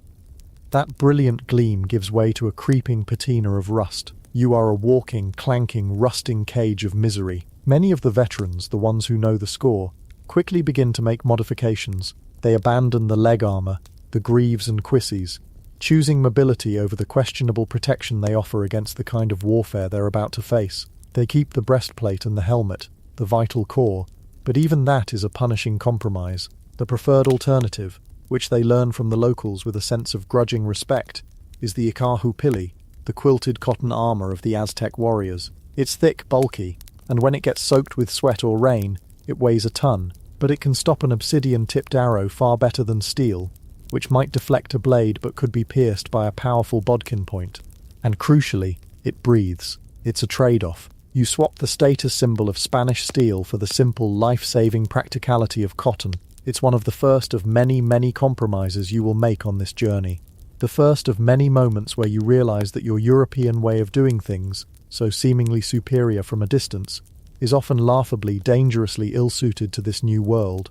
Your weapon is a comfort, at least. If you're a swordsman, your Toledo steel blade is a masterpiece of metallurgy, an extension of your arm that feels alive in your hand. It's a far cry from the weapons you'll face. The Aztec macahuetil, a wooden club edged with razor-sharp obsidian blades, is a terrifying thing. It can shatter bone and inflict wounds so horrific they defy description, but it is brittle. Your steel can break it, parry it. In close quarters you have the advantage of 1,000 years of Iberian steel-on-steel warfare. If you're a crossbowman, your job is slow, methodical, and deadly. You are the sniper of the company. The process of spanning the bow with a winch, seating the bolt, taking aim and firing is a laborious one. You might get off 2 shots a minute, if you're good and the conditions are right, but that bolt, when it flies, is a vicious thing. It can punch through that quilted cotton armor and fell a man from 100 paces. You are a harbinger of a death that is impersonal and unseen, a concept of warfare that is deeply alien here. And then there are the arquebusiers. You are the shock troops. Your weapon, the arquebusiers, is less a precision instrument and more a handheld cannon. It's heavy, wildly inaccurate, and takes an eternity to load. You have to measure the powder, ram the ball, prime the pan, light a slow-burning match cord, and then finally hope the damp air hasn't ruined the powder when you pull the trigger. More often than not, it misfires with a sad little fizzle. But when it works, the effect is pure psychological terror. The deafening boom that echoes through the jungle, the cloud of acrid white smoke, the flash of fire. It's a sensory assault. To a people who have never heard an explosion, it is the voice of a thunder god. You may not hit what you're aiming at, but you will stop 100 men in their tracks with the sheer unholy noise of it. Your most effective weapon, however, isn't made of steel or wood. It's made of flesh and bone. The horse, to the indigenous peoples of the Americas, who have never seen a creature larger than a tapir or a jaguar, a man on horseback is a monster, a centaur, a single being, half man, half beast, that moves with terrifying speed and power. The 16 horsemen in Cortez's initial party are more valuable than 100-foot soldiers. A cavalry charge, even a small one, is not just a military maneuver. It is a psychological apocalypse. It shatters formations and breaks the will to fight before a single lance is couched. The horse is your nuclear option. You guard it with your life, because in many ways it is your life. And so you march. You leave the coastal swamps of the Totonac people, your first tentative allies, and begin the ascent. The land changes. The air thins. The oppressive wet heat of the coast gives way to the sharp, dry air of the highlands. You are climbing towards the great central plateau of Mexico, the heart of the Aztec Empire. The journey itself is a relentless enemy. The path is often a narrow track through dense forest or a punishing climb up scree-covered slopes. Your leather shoes, perfect for the paved streets of Seville, are shredded by the volcanic rock. Your feet are a mess of blisters and cuts. Food becomes a constant gnawing obsession. The supplies you brought from Cuba, hardtack biscuits, salted pork, casks of wine, are precious and dwindling. You learn to eat what the land provides, what your allies can spare: maize cakes, tough and tasteless, strange fruits, sometimes grubs and insects. You learn to ignore the churning in your stomach, the constant low-grade dysentery that becomes your unwelcome companion. This is where the true nature of the expedition reveals itself. This is not a military invasion in the European sense. You are not an army. You are a tiny, fragile bubble of steel and desperation floating in an ocean of humanity. You are fewer than 500 Spaniards. The empire you are marching towards can field armies of tens, even hundreds of thousands. The math is simple. If it comes to a straight fight, you will be annihilated. You will be swallowed without a trace. Cortez knows this. Every veteran knows this. And so the war becomes something else. It becomes a war of perception, of diplomacy, of intelligence. It becomes a political campaign. And for that, you need to be able to talk. The problem of communication is, at first, an almost insurmountable wall. Imagine trying to negotiate a life or death treaty with someone when your only means of communication is pointing and making exaggerated gestures. It's absurd. The initial solution is a chain of translation, a game of historical telephone. On the coast, they find a Spanish priest, Geronimo de Aguilar, who was shipwrecked years before and learned to speak Yucatec Maya. So Cortes speaks Spanish to Aguilar. Aguilar speaks Yucatec Maya to a local guide. The local guide speaks the local Teutonic dialect to the chief, and then the whole cumbersome process reverses itself. It's slow, it's clumsy, and it's ripe for catastrophic misunderstanding. Every conversation is a potential disaster.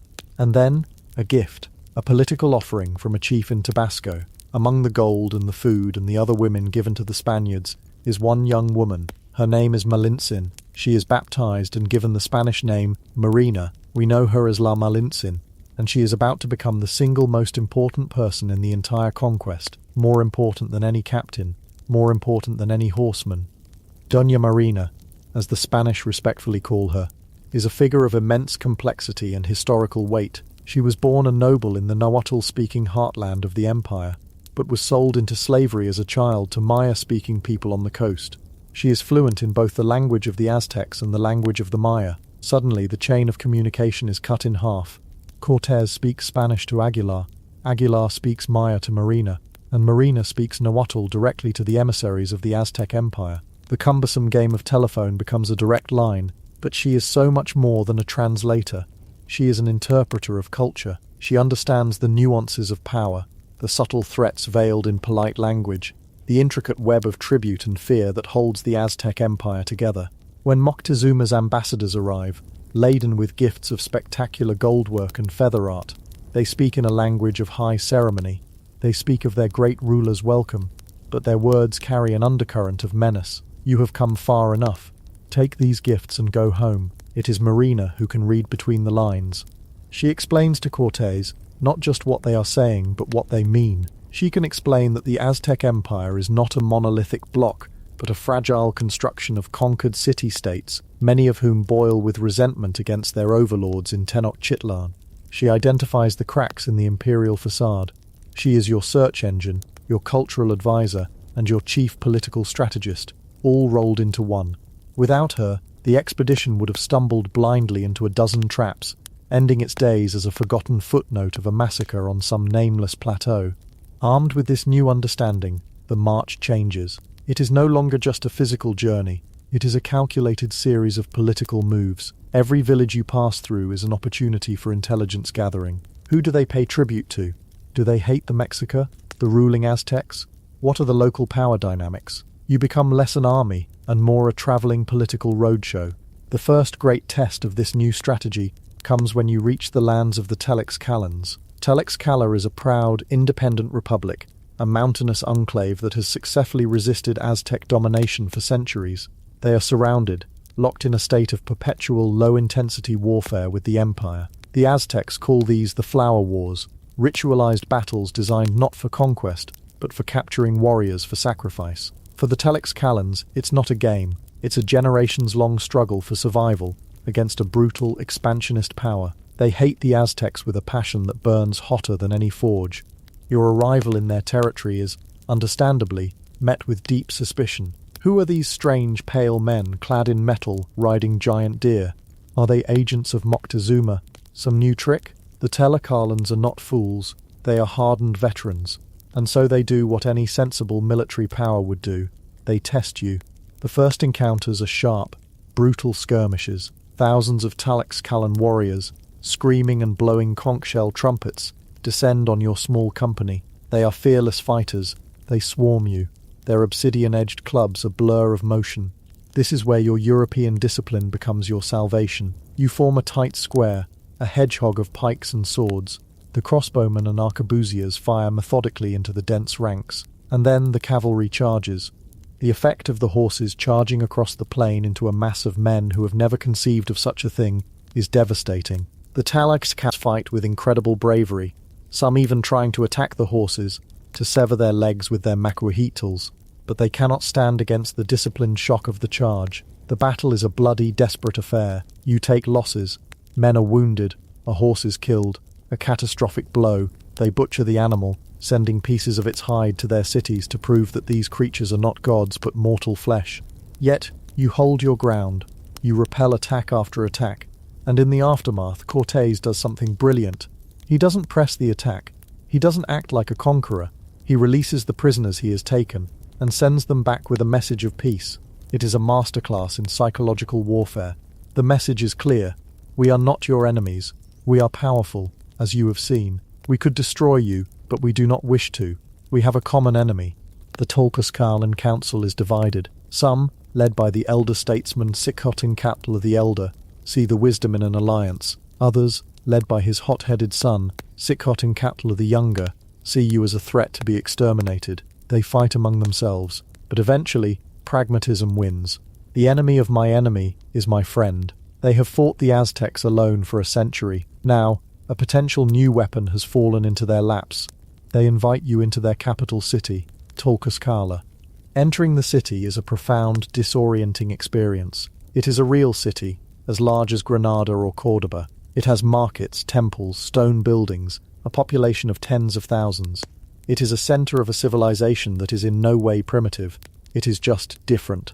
And they welcome you as heroes. They give you food, shelter, and women. They bind themselves to you in an alliance that will change the fate of the continent. This alliance is the pivot upon which the entire conquest turns. From this moment on, you are not 500 Spaniards against an empire. You are 500 Spanish advisors, shock troops, and force multipliers attached to a massive indigenous army. When you leave Tlaxcala, you will be accompanied by thousands of their fiercest warriors. The conquest of Mexico, it turns out, will not be a conquest at all. It will be a civil war, instigated and led by a handful of audacious outsiders. But even as your strategic position improves, the psychological strain of the march intensifies. You are deep in unknown territory, hundreds of miles from the sea, surrounded by people whose language you do not speak, and whose customs are alien. A profound sense of isolation begins to set in. Every night, as you huddle around the campfire, the darkness of the high plateau feels absolute. The stars are unfamiliar. The sounds of the night, the cry of strange animals, the whisper of the wind through the pines are unsettling. It is easy to feel like you have marched off the edge of the known world.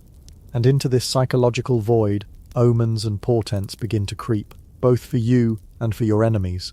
Your own worldview is steeped in a militant Catholicism, a belief that you are agents of divine will. You are on a holy mission. Every victory is a sign of God's favor.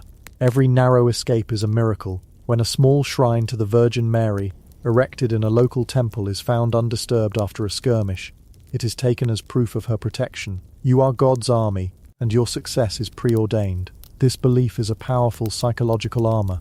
It allows you to rationalize the incredible risks you are taking, to push forward against impossible odds. But the world you have entered has its own omens, its own deep and terrifying prophecies. For years, the Aztec Empire has been gripped by a sense of impending doom. A series of strange phenomena has been reported and interpreted by their priests as signs of the end of their age. The fifth sun, a comet, described as a tongue of fire, was seen in the sky. The temple of their chief god, Huitzilopochtli, spontaneously burst into flames. The waters of Lake Texcoco, on which their capital was built, were said to have boiled. A strange bird with a mirror in its head was captured, and in the mirror, Moctezuma saw an army of strange men marching. A mournful woman was heard weeping in the streets at night, crying out for her lost children. Whether these omens were real events, natural phenomena misinterpreted, or later embellishments to the story, their effect was real and devastating. They created an atmosphere of fatalism and dread at the very heart of the empire. When news of your arrival reached Tenochtitlan, reports of floating towers on the sea, of men with pale skin and beards, of thundersticks and giant deer, it seemed to be the horrifying fulfillment of these prophecies. There was an old legend of a pale, bearded god-king, Quetzalcoatl, who had sailed east long ago, promising to return in a year of a certain name to reclaim his kingdom. By a staggering coincidence of the calendar, the year you landed, 1519, was that very year. Moctezuma, the emperor, a man who was considered a living god, was paralyzed by indecision and religious dread. Was Cortés the returning Quetzalcoatl? Was he an emissary of the gods? Or was he simply a foreign invader? He didn't know, and so his policy towards you was a disastrous mix of appeasement and weak threats. He sent magnificent gifts of gold and silver, hoping to bribe you into leaving. But these gifts had the opposite effect. They were proof of the immense wealth that lay ahead, a confirmation of all the legends. They inflamed your greed and hardened your resolve to press on. He sent emissaries to forbid you from approaching the capital, but did not send an army to stop you. Every vacillating move he made was interpreted by Cortés through the astute filter of Doña Marina as a sign of weakness. The psychological battle was being won before the real war had even begun. You were marching forward with the conviction of divine purpose, while the empire in your path was consumed by a belief in its own inevitable destruction. Your alliance with the Tenochtitlan solidifies this advantage. They provide you with more than just warriors. They provide you with porters, the tamames, who carry your heavy gear, your cannons, your supplies. This is a world without beasts of burden. There are no horses, no oxen, no mules. The entire economy, the entire machinery of war, is carried on the backs of men. Without the thousands of Tenochtitlan porters, your advance would grind to a halt in a week. They also provide you with food, a reliable supply of maize that keeps you from starving, and most importantly, they provide you with intelligence. They know the roads, they know the Aztec tactics, they know the political landscape. They guide you towards Cholula, a great city loyal to the Aztecs and a major religious center. The march to Cholula is a turning point. The city is vast, with a great pyramid that dwarfs anything you have ever seen. They welcome you at first with a show of friendship, but your Tenochtitlan allies are wary. They warn you it's a trap. Doña Myrina, moving through the city, gathering whispers and rumors, confirms it. The Cholulans, on orders from Moctezuma, are planning to ambush and massacre you in the narrow streets of their city. Cortés decides to strike first. It is a ruthless, brutal calculation. He summons the nobles and priests of Cholula to one of the main courtyards under the pretense of a farewell speech. At a given signal, the exits are blocked, and your men open fire into the unarmed crowd. The arquebuses and crossbows do their deadly work. Then the foot soldiers move in with their steel swords. Outside the city walls, the Tenochtitlans, who have been waiting for this moment, fall upon their traditional enemies with savage glee. For hours, the city is a scene of slaughter. Thousands are killed. It is an act of calculated, state-sponsored terrorism. The Cholula massacre sends a shockwave across the empire. The message is simple and unambiguous. We are not to be trifled with. We know your plans, and our retribution is swift and terrible. The Tenochtitlans are a powerful ally, and any who side with the Aztecs will share Cholula's fate. Moctezuma's policy of half measures and veiled threats is left in tatters. He has lost control of the situation. His own vassals now see you not just as strange invaders, but as a viable alternative to Aztec rule. Leaving the smoking ruins of Cholula behind, you feel a change in the air. The deference you were shown by the local towns is now tinged with a palpable fear. The road to the capital, the great city of Tenochtitlan, is open. You begin the final leg of the journey, climbing up through the high mountain passes that guard the Valley of Mexico. The air grows thin and cold. You march between two colossal snow-capped volcanoes, Popocatépetl and Iztaccíhuatl, which the locals call the Smoking Mountain and the White Woman. They feel like mythic guardians of the valley, and the sight of them, so alien and majestic, fills you with a mixture of awe and trepidation. As you crest the pass, you see it, spread out below you, shimmering in the high-altitude sun, is the Valley of Mexico, and in the center of a vast blue lake, connected to the shore by long, straight causeways, is a city. It is Tenochtitlan. It is larger, cleaner, and more magnificent than any city you have ever seen or imagined. It is a city of white stuccoed temples and palaces, rising from the water like a dream. It is the heart of the empire you have come to break. It seems impossible that such a place exists, and even more impossible that you, a few hundred weary, blood-stained men, are about to march into it. The sense of destiny is overwhelming. The omens, it seems, were all true, but as you begin the descent into that incredible valley, a cold thought might settle in your mind. Whose omens? Yours, which promised glory and the triumph of the cross, or theirs, which promised the end of an age? Standing on the threshold of your greatest triumph, it is impossible to tell whether you are an agent of God, or simply the unwitting instrument of a prophecy of destruction that is far older and far more powerful than you can possibly comprehend. The march is over. The true test is about to begin. Chapter 5. Gods, Germs, and Steel. The Anatomy of Conquest. The test begins, not with the clash of swords, but with a profound and unsettling silence. As you step out from the causeway and into the heart of a city like Tenochtitlan, or as you march into a seemingly empty plaza in Cajamarca, the first battle is fought with the eyes. It's a battle of scale, of comprehension. You are a few hundred men, perhaps 1,000 if you count your native porters and the few allies you've gathered so far. They are countless, The cities they have built defy your European understanding of the possible. Your grandest cathedrals in Spain would be footnotes in their ceremonial plazas. Their markets teem with more people than you've ever seen assembled in one place. This is the first weapon they deploy against you, and they don't even know they're doing it. It's the weapon of overwhelming presence, and as you stand there, clad in your dusty steel and sweat-stained leather, feeling very small and very far from home, you deploy your own unwitting weapon in return, the weapon of the utterly alien. You are not merely foreign, you are a creature from a different reality. Let's start with the most obvious thing. You are sitting on a horse. For us, a horse is a horse. It's a farm animal, a pet, the star of a children's movie. For a man who has never seen a beast of burden larger than a llama, a man whose cosmology does not include hoofed mammals of this size, you are not a man on a horse. You are a single entity, a two-headed, six-limbed creature, clad in metal that glints in the sun. When you dismount, it must look as though a monster is cleaving itself in two, each part moving with its own volition. The sheer psychological terror of this cannot be overstated. The thunder of hooves on a stone causeway is a sound that has no precedent here. It is the sound of a living earthquake, a herald of something impossible.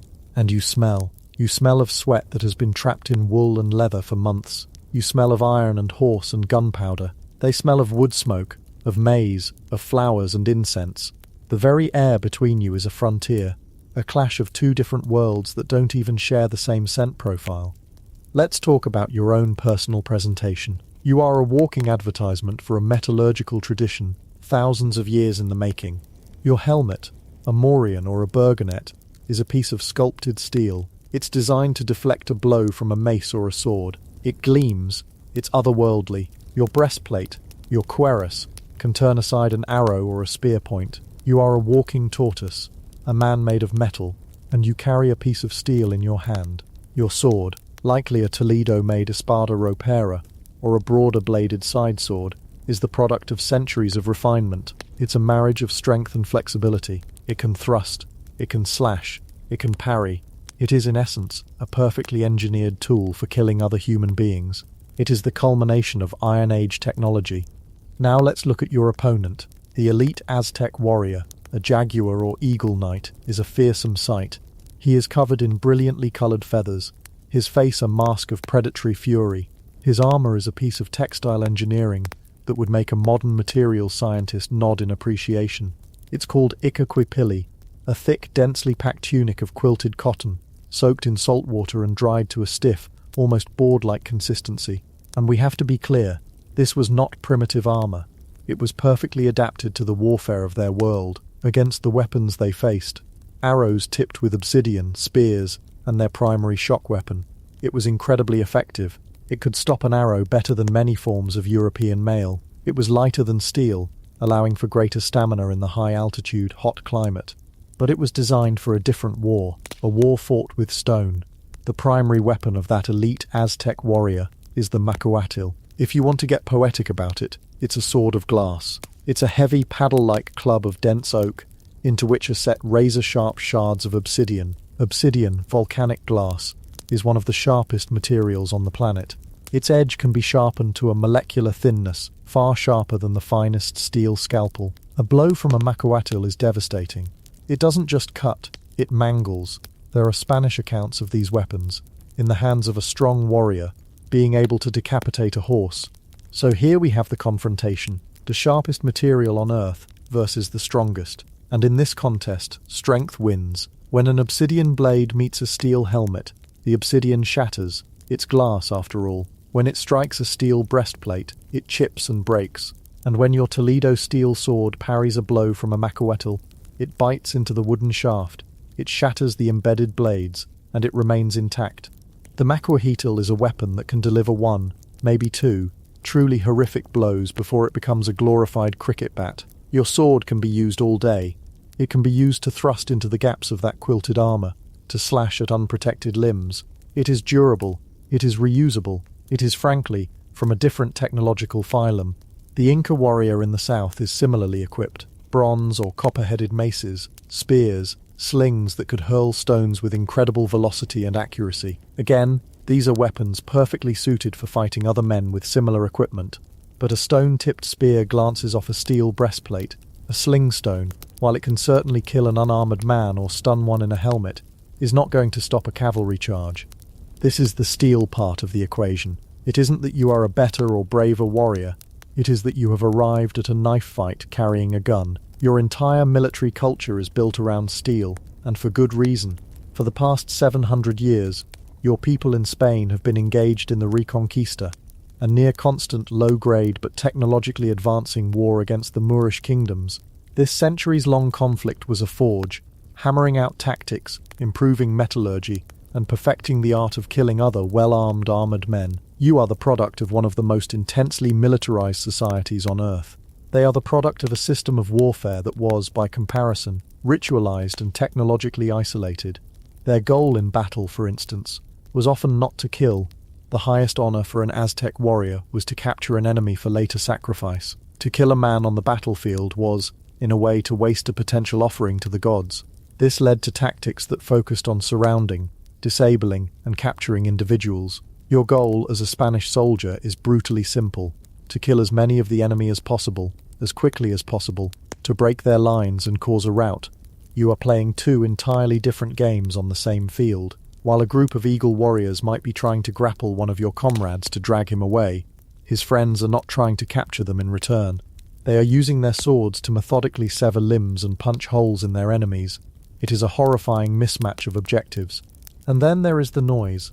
A battle in Mesoamerica was a symphony of whistles, drums, and horrifying shrieks, designed to intimidate and coordinate. It was a wave of human sound. Your warfare has a different soundtrack. It's the sharp, percussive crack of an arquebus.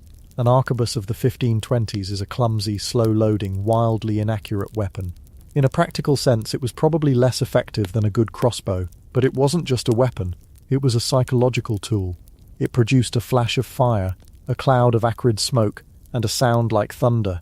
It was the sound of a god speaking, and it killed from a distance with an invisible projectile. To a people who had never conceived of such a thing, it was black magic. The crossbow, your other ranged weapon, was quieter but arguably more deadly. It required less training than a longbow, and it could punch through that quilted cotton armor with ease. So while the masses of native warriors are launching waves of arrows and sling stones, you and your comrades are offering a slow but terrifyingly effective reply. Each bolt and each ball finds its mark with lethal force, impervious to the armor of your foes.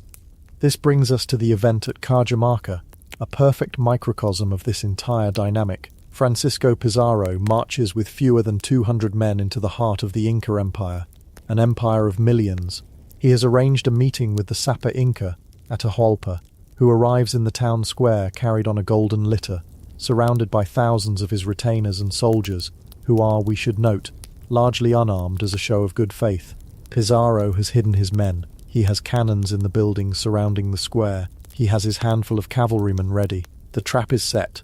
A priest comes forward, offers Atahualpa a Bible, and through a clumsy translator demands he accept the Christian God and the Spanish king.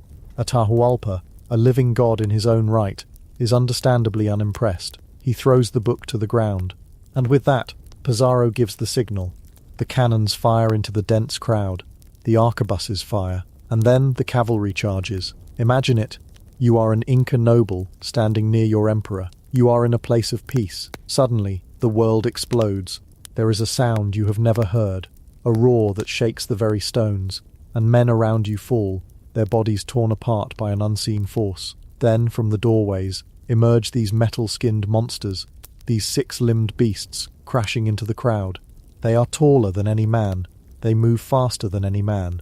The men on their backs swing long, glittering blades that sever heads and arms. The panic is instantaneous and absolute. There is no way to fight back. The crowd surges, trying to flee, but they are penned in. They trample one another. In their desperation, they press against one of the stone walls of the plaza with such force that it collapses, allowing them to escape. In the midst of this, Pizarro and a small group of his men fight their way to Atahualpa's litter. They cut down his loyal retainers, who, according to accounts, used their bare hands to try and stop the Spanish swords, dying to protect their emperor. Pizarro himself seizes Atahualpa, a move of incredible audacity. In a matter of minutes, it's over. Thousands of Inca are dead. Not a single Spaniard has been killed, and they hold the emperor, the sun god, hostage. The body of the empire is unharmed, but its head has been severed. This is the power of technology, tactics, and sheer breathtaking nerve. It's a trick that could only work once, a surprise party from hell, and it succeeded beyond Pizarro's wildest dreams. But even this incredible technological and tactical advantage would not have been enough to conquer whole empires. You are still just a few hundred men. You could win every pitched battle and still be ground down by attrition, overwhelmed by sheer numbers. The siege of Tenochtitlan proves this. After their initial welcome, Cortés and his men are driven from the city in a brutal rout known as the Noche Triste, the Night of Sorrows. Many of your comrades die, dragged from the causeways and sacrificed. You lose your cannon, much of your gunpowder, and the treasure you had amassed. You are beaten.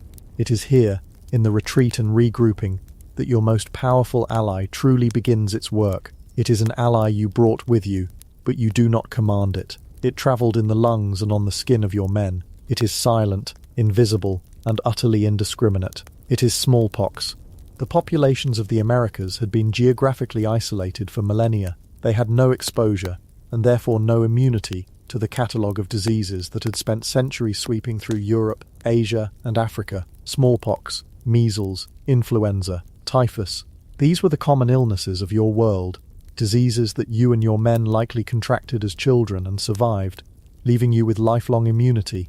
To the people of the New World, these were apocalyptic plagues. As you and the other survivors of the Noche Triste retreat to the friendly territory of your Tlaxcalan allies, the virus is already spreading like wildfire through Tenochtitlan. It moves faster than any army. While you are rebuilding your strength, smallpox is doing the conquering for you. The descriptions from native accounts are heartbreaking. People were covered in painful, erupting pustules. They were too sick to move, to get food or water. They died in their homes, often alone. The disease didn't just kill individuals, it vaporized families. It hollowed out communities. And crucially, it struck down the leadership. It killed warriors, priests, and nobles at a catastrophic rate. One of its victims was the new emperor who had successfully driven you from the city. Imagine the psychological effect. This isn't war. This is a divine punishment, a scourge from an angry god. Their own priests have no explanation, no cure. Their gods are silent, and the strange bearded men in metal seem to be immune. It is impossible to view this as anything other than a sign that your power is of a different, more terrifying order. This is the germs part of the equation, and it is the great, grim engine of the conquest. Modern estimates suggest that in the decades following European contact, as much as 90% of the indigenous population of the Americas died from Old World diseases, not from war, not from enslavement, but from microbes. You, the Conquistador, were merely the advance guard for a biological apocalypse. And this leads us to the final, and perhaps most misunderstood piece of the puzzle, the gods. It's a convenient story that the Aztecs thought you, Hernán Cortés, were the returning deity, Quetzalcoatl. And while that belief, or at least the prophecy of a pale, bearded god returning from the east, may have caused some initial hesitation and confusion in the court of Moctezuma, it was not the decisive factor. The truth is far more practical and far more political. The Aztec Empire was not a monolithic, unified nation like Spain. It was, in polite terms, a collection of city-states bound together by tribute and the constant threat of military force from the capital, Tenochtitlan. Less politely, it was a protection racket. Cities like Tlaxcala, Cempoala, and many others deeply resented Aztec rule. They hated sending their wealth to Tenochtitlan. They hated sending their young men to be sacrificed on Aztec altars. They were waiting for an opportunity, any opportunity, to overthrow their masters. And then you arrived. You, Cortés, were not seen as a god for very long. You were seen as something far more useful, a powerful and seemingly invincible ally. Your military technology, your horses, your cannons, these were the tools they needed to finally break the Aztec yoke. Cortés's true genius was not as a general, but as a politician. He recognized this resentment and exploited it masterfully. He wasn't the conqueror of Mexico, he was the catalyst and leader of a massive civil war, a continent-spanning indigenous rebellion. When you return to besiege Tenochtitlan, you are not just a few hundred Spaniards, you are leading an army of tens of thousands, perhaps over 100,000, of Titlancalan and other native warriors who are fighting with a ferocity born of generations of hatred. They are the ones who form the bulk of your army. They are the ones who fight in the trenches, who pull your custom-built brigantines across the land to launch on Lake Texcoco. cutting the city off from its supplies. The siege of Tenochtitlan is not a simple story of European technological superiority. It is a brutal, house-to-house, street-to-street slog that lasts for months. The Aztec defenders, despite being ravaged by smallpox, fight with a desperate, heroic courage. They innovate. They learn to avoid the cavalry charges by fighting in the narrow streets and from the rooftops. They learn to dig pits to trap the horses. They learn to aim for the Spaniards, knowing that killing one of you is worth more than killing 10 of your allies. But they cannot win. They are starving. They are dying of disease. They are cut off and outnumbered. And for every Spaniard in the attacking force, there are 100 native allies, armed with their own weapons, fighting a war of liberation that you have simply hijacked for your own purposes. When the city finally falls, it is a scene of unimaginable devastation. A proud and magnificent metropolis, one of the largest and most sophisticated cities in the world, is reduced to rubble and ruin. And so, the anatomy of your conquest is laid bare. It was not your superiority, it was a convergence, a perfect storm of factors that no one could have predicted. You brought steel to a world of stone, a tactic of total war to a world of ritual combat. You brought horses and gunpowder, which shattered the psyche of your enemies as much as their bodies. You were the unwitting carriers of a biological weapon that did more to depopulate and destabilize the continent than any army could have achieved in 1,000 years. And you arrived at the precise historical moment of political fracture, allowing you to present yourself as a liberator to the very people you would soon enslave. You stood on the causeway, wondering if you were an agent of God or an instrument of prophecy. In the end, you were neither. You were an opportunist, armed with germs and steel, who stepped into a power vacuum and tipped the scales of an entire world. The glory you sought, the gold you lusted after, was merely the foam on a wave of disease, political intrigue, and technological collision that was far larger and more powerful than any one man. You were simply the one holding the sword when it all came crashing down. Chapter 6. The Spoils of Victory. A New Order of Blood and Silver. The silence that follows the fall of an empire is a strange and hollow thing. For months, for years, your world has been nothing but noise. The clash of steel, the roar of the arquebus, the screams of the dying, the desperate prayers muttered in the dark. Your life has been a singular, brutal forward motion, a relentless climb up a mountain of bodies. And then, one day, you reach the summit. The last emperor is captured. The last army is broken. The great city is yours. The noise stops, and in the ringing silence, a new sound begins to emerge. It is the quiet, insistent, and deeply human whisper of a single question, passed from man to man, from captain to soldier, as you all stand there blinking in the unfamiliar quiet. Now what? You were simply the one holding the sword when it all came crashing down. But a sword, you quickly realize, is a tool for breaking things. It is profoundly useless for the task that now lies before you, the assembly of a new world on the ruins of the old. And even before that grand project can begin, there is a much more immediate and much more dangerous matter to attend to: the spoils. It starts, as you might expect, with a kind of manic, city-wide scavenger hunt. Imagine winning the lottery, and the jackpot is an entire civilization's worth of accumulated wealth, and the tickets are scattered across a recently conquered capital. Men who just days ago were fighting shoulder to shoulder, sharing their last stale biscuit, now look at each other with a new kind of calculation in their eyes. Every golden disc, every silver idol, every feathered shield adorned with precious metals becomes a point of contention. The camaraderie of the battlefield evaporates like morning mist. Now it's all about accounting. The great works of art, the intricate masks, the statues of gods that have been worshipped for centuries. To you, they are not art. They are commodities. They are inconveniently shaped lumps of precious metal. And so the forges are fired up, not to make new swords, but to unmake a culture. You watch as goldsmiths who have spent their lives creating objects of delicate beauty are now forced, under penalty of death, to melt them down. They feed the sacred objects of their people into the flames, and what comes out is a set of neat, uniform, easily stackable ingots of gold and silver. It is the perfect metaphor for what you are doing here. You are taking something complex, ancient, and imbued with meaning, and reducing it to its crudest, most tradable form. And then comes the truly impossible part, the division. The captains, Cortes or Pizarro, stand before a growing mountain of treasure. First, the quinto real, the royal fifth, is set aside.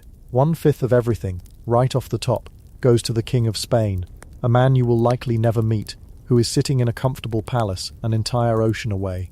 It's the ultimate long-distance tax, and it is non-negotiable. After that, the captains take their considerable share. Then the men who brought horses get a larger cut, because a horse was the medieval equivalent of a tank, and its owner was compensated accordingly. Men with crossbows get more than men with pikes, and at the very bottom of this pyramid are you, the common foot soldier. You stand in a long line, waiting for your name to be called. You have marched thousands of miles, starved, fought, and watched your friends die. You have contracted diseases that have left you scarred and weakened. You have done things you will never speak of again, and when you finally reach the front of the line, the clerk hands you your share. It is underwhelming. It's more money than you've ever seen in your life, to be sure. More than you could have made in 20 years of farming back in Extremadura. But it's not the life-altering fortune you dreamed of. It's not the retire to a castle and never work again money you envisioned. After the royal fifth, the captain's cut, the horseman's bonus, and all the other creative accounting, the pile of gold has shrunk considerably. And this is where the real danger begins. The disappointment is a poison that seeps into the camp. The shared purpose is gone, replaced by 1,000 individual grievances. You realize with a dawning horror that the real wealth wasn't the gold in the temple. The gold was just a down payment.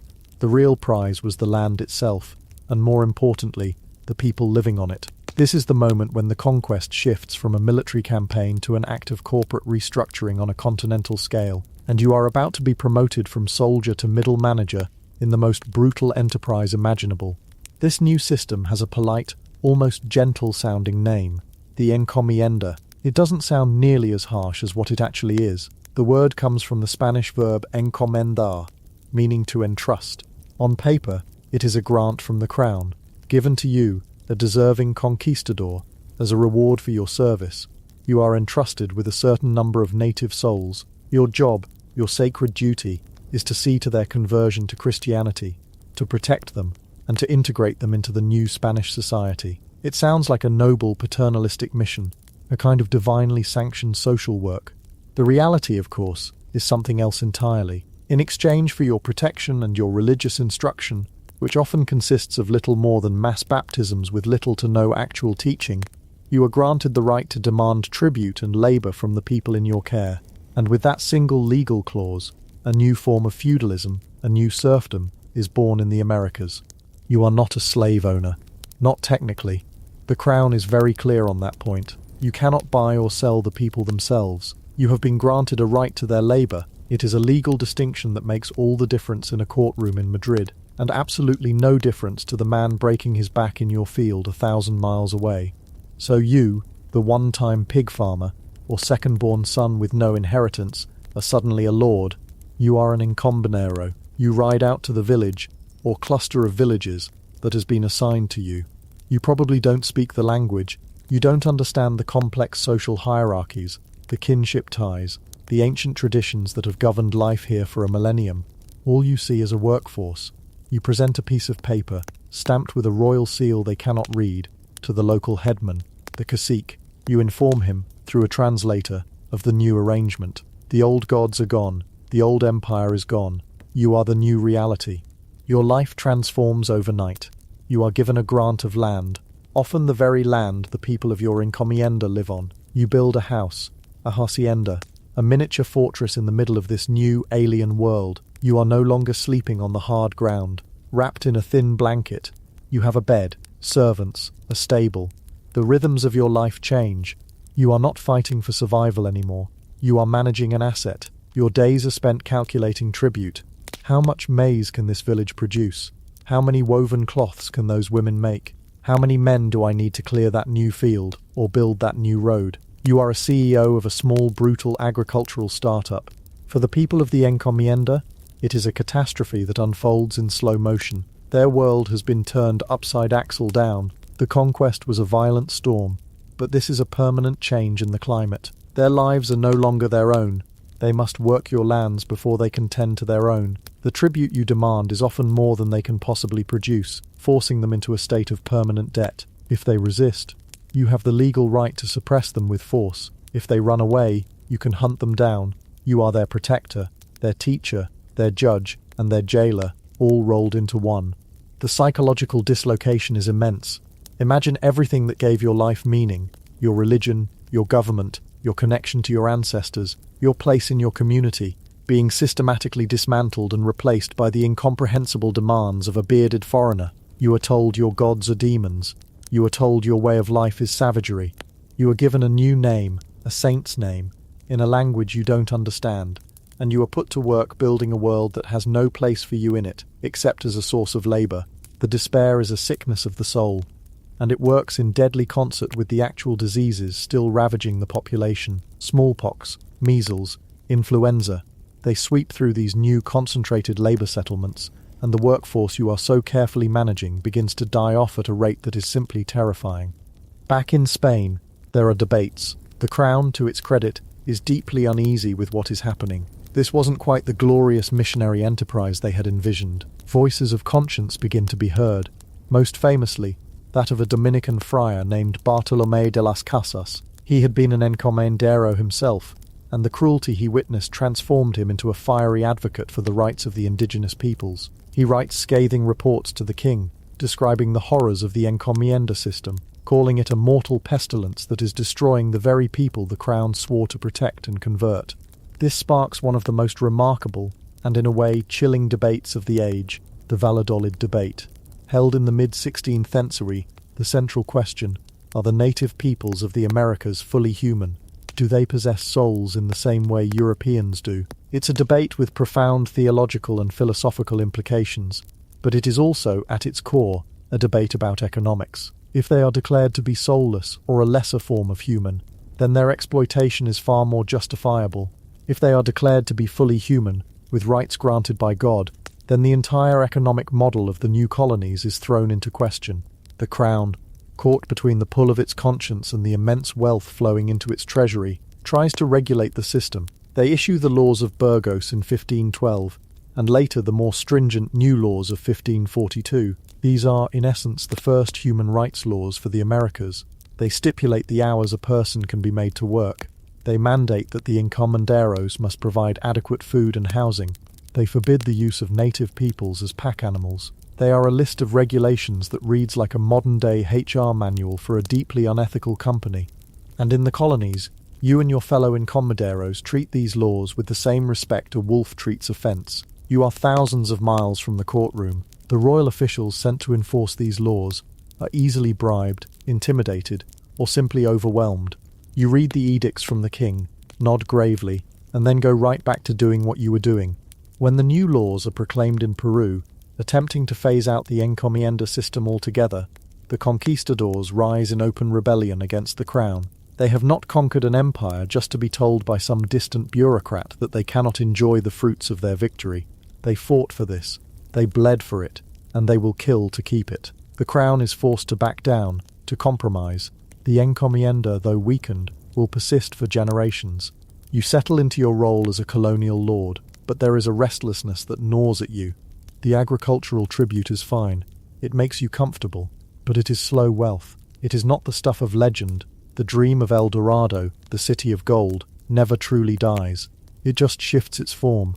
And then, one day, that dream becomes a reality, but not in the way anyone expected. It isn't a city of gold. It's a mountain of silver, high in the Andes, in what is now Bolivia, at an altitude where the air is thin and cold, and breathing itself is a chore. A discovery is made that will change the world. A mountain, Cerro Rico, the rich hill that is laced with veins of pure silver ore. It is Potosi, and it will become the engine of the Spanish Empire. Suddenly, the encomienda system, based on farming and weaving, seems quaint. The demand for labour is now insatiable, and it is for a type of work so brutal it makes clearing a field look like a holiday. The Spanish, ever the savvy managers, find a local solution. They discover that the Inca had a system of mandatory public service called the mita. Every community was required to provide a certain number of labourers for a set period to work on state projects, like building roads or temples. It was a rotating, reciprocal system integrated into their worldview. The Spanish look at the mita and see not a system of civic duty, but a blueprint for an industrial-scale human conveyor belt. They co-opt the mita and twist it into something monstrous. Now communities from hundreds of miles around are forced to send a portion of their male population to work in the mines of Potosi. It is no longer a short-term local service. It is a death sentence. Imagine the journey. You are a farmer, living in a temperate valley. You are summoned by your cacique, who is now a collaborator with the Spanish authorities. You must leave your family, your land, and begin a journey of weeks or even months, climbing higher and higher into the barren, freezing landscape of the Altiplano. You arrive at Potosi, a city that has exploded out of nowhere. At over 13,000 feet, it is one of the highest and soon one of the largest cities in the world. It is a chaotic, violent, silver-fueled boomtown, a mixture of unimaginable wealth and abject misery. And then you are sent into the mountain. The Cerro Rico is a labyrinth of crude tunnels dug by hand, lit by tallow candles. The Spanish call it La Boca del Infierno, the mouth of hell. You spend your days in the dark, chipping away at the rock face. The dust fills your lungs, leading to silicosis, a disease that will kill you within a few years. You carry bags of heavy silver ore, sometimes weighing as much as you do, up rickety ladders made of leather straps and wooden rungs. You climb hundreds of feet in the pitch dark, the candle held in your mouth, your hands grasping the ladder, the immense weight on your back. A single slip means death, not just for you, but for the men climbing below you. When the high-grade surface veins are exhausted, a new process is introduced to extract silver from lower-grade ore, the patio process. It involves crushing the ore and mixing it with mercury. The mercury bonds with the silver, forming an amalgam, which is then heated to burn off the mercury, leaving the pure silver behind. It is a brilliant feat of metallurgy. It is also horrifically toxic. The men who mix the slurry, often wading in it with their bare feet, absorb the mercury through their skin. The men who work the furnaces breathe in the toxic vapor. They suffer from uncontrollable tremors. Their teeth fall out. Their minds decay. They die slow, agonizing deaths. Potosi becomes known, quite accurately, as the mountain that eats men. The sheer scale of the human cost is difficult to comprehend. For every 10 men who go to work the meta in Potosi, perhaps only 3 or 4 return. The communities they come from are hollowed out, left with only women, children, and old men. It is a demographic catastrophe, from which many parts of the Andes will never recover. And you, the old conquistador, have found your true calling. You have transitioned from soldier to farmer to industrialist. You might be an owner of a mine or a refinery. You are no longer counting ears of corn. You are weighing bars of silver. The silver flows from the mountain down to the coast, onto treasure fleets bound for Spain. It is a river of wealth that funds Spain's armies in Europe, that builds its palaces and cathedrals. It flows out of Spain to pay its bankers in Genoa and its merchants in Amsterdam. It flows all the way to China to buy the silks and porcelains that the European nobility so desperately craves. You, sitting in your cold, dusty office in the high Andes, are a critical gear in the machine of the first truly global economy, an economy lubricated by mercury and fueled by human lives. You have achieved the dream. You are fabulously, unimaginably wealthy. You have titles, land, and influence. You have conquered an empire, and are now bleeding it dry for its silver. And yet you cannot rest, because the very qualities that made you a successful conquistador, your ambition, your ruthlessness, your paranoia, do not simply switch off once the enemy is defeated. There is no external enemy left to fight, so you turn on the only people you have left. You turn on each other. The great irony of the conquest is that after you have vanquished a civilization of millions, you prove utterly incapable of sharing the prize. The civil wars that erupt between the conquistadors, particularly in Peru, are some of the most brutal and tragic episodes of the entire era. They are a sordid afterword to an epic of conquest, a story of old partners turning into bitter rivals, of greed curdling into pure hatred. The central conflict in Peru is between the 2 leaders of the expedition, Francisco Pizarro and Diego de Almagro. They were partners for years, 2 aging, obscure soldiers who risked everything on a mad venture. Pizarro was the stoic, patient, calculating leader. Almagro was older, more impulsive, more generous with his men, and marked by the loss of an eye in an earlier battle. They were a study in contrasts, but their shared ambition held them together, until they succeeded. The crack in their partnership begins, as it so often does, with a dispute over real estate. The prized jewel of the Inca Empire was its capital, Cusco. It was the center of their universe, a city of stone palaces and immense symbolic power. After the conquest, the King of Spain, in his infinite wisdom, draws a line on a map back in Europe. dividing the new territories. Pizarro gets the northern territory, New Castile. Almagro gets the southern territory, New Toledo. The problem is, nobody is quite sure on which side of that line the city of Cusco falls. And so the two old partners begin to circle each other like wary dogs. Pizarro, being on the scene, takes control of Cusco. He insists it is his. Almagro is placated with a consolation prize. He is told that there is another great empire to the south, in what is now Chile, and he can be the one to conquer it. So Almagro gathers his followers, the men of Chile, and marches south, dreaming of finding another Peru. What he finds is a nightmare. He finds not gold, but devastating deserts, freezing mountains, and the fierce resistance of the Mapuche people. The expedition is a catastrophic failure.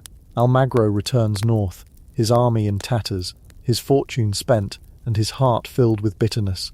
He arrives back in Peru to find that the Inca have risen in a massive rebellion and are besieging Pizarro's forces in Cusco. Almagro defeats the Inca army, lifts the siege, and promptly seizes the city for himself, arresting two of Francisco Pizarro's brothers in the process. The line has been crossed. This is no longer a legal dispute, it is war. The conquistadors of Peru split into two factions, the Pizarristas and the Almagristas. These are men who had fought side by side against the Inca, who had shared the same hardships and triumphs. Now they are lining up on opposite sides of a battlefield, ready to kill each other over the spoils. The ensuing war is a nasty personal affair. It culminates in the Battle of Las Salinas, fought just outside Cusco in 1538. It is a clash of Spanish armies, using European tactics, on an Andean plain. The Pizarristas, led by Francisco's brother Hernando, are victorious. Diego de Almagro, now an old and sick man, is captured. The end of Diego de Almagro is shockingly undignified. He, a conqueror of a continent, a governor appointed by the king, is put on trial by the Pizarros. He begs for his life, reminding Hernando Pizarro of their long partnership, of how he had spared Hernando's life when he had the chance. But there is no mercy. Almagro is condemned to death. In a final indignity, he is executed not by the noble beheading, due a man of his station, but by the garrote, the method of strangulation used for common criminals.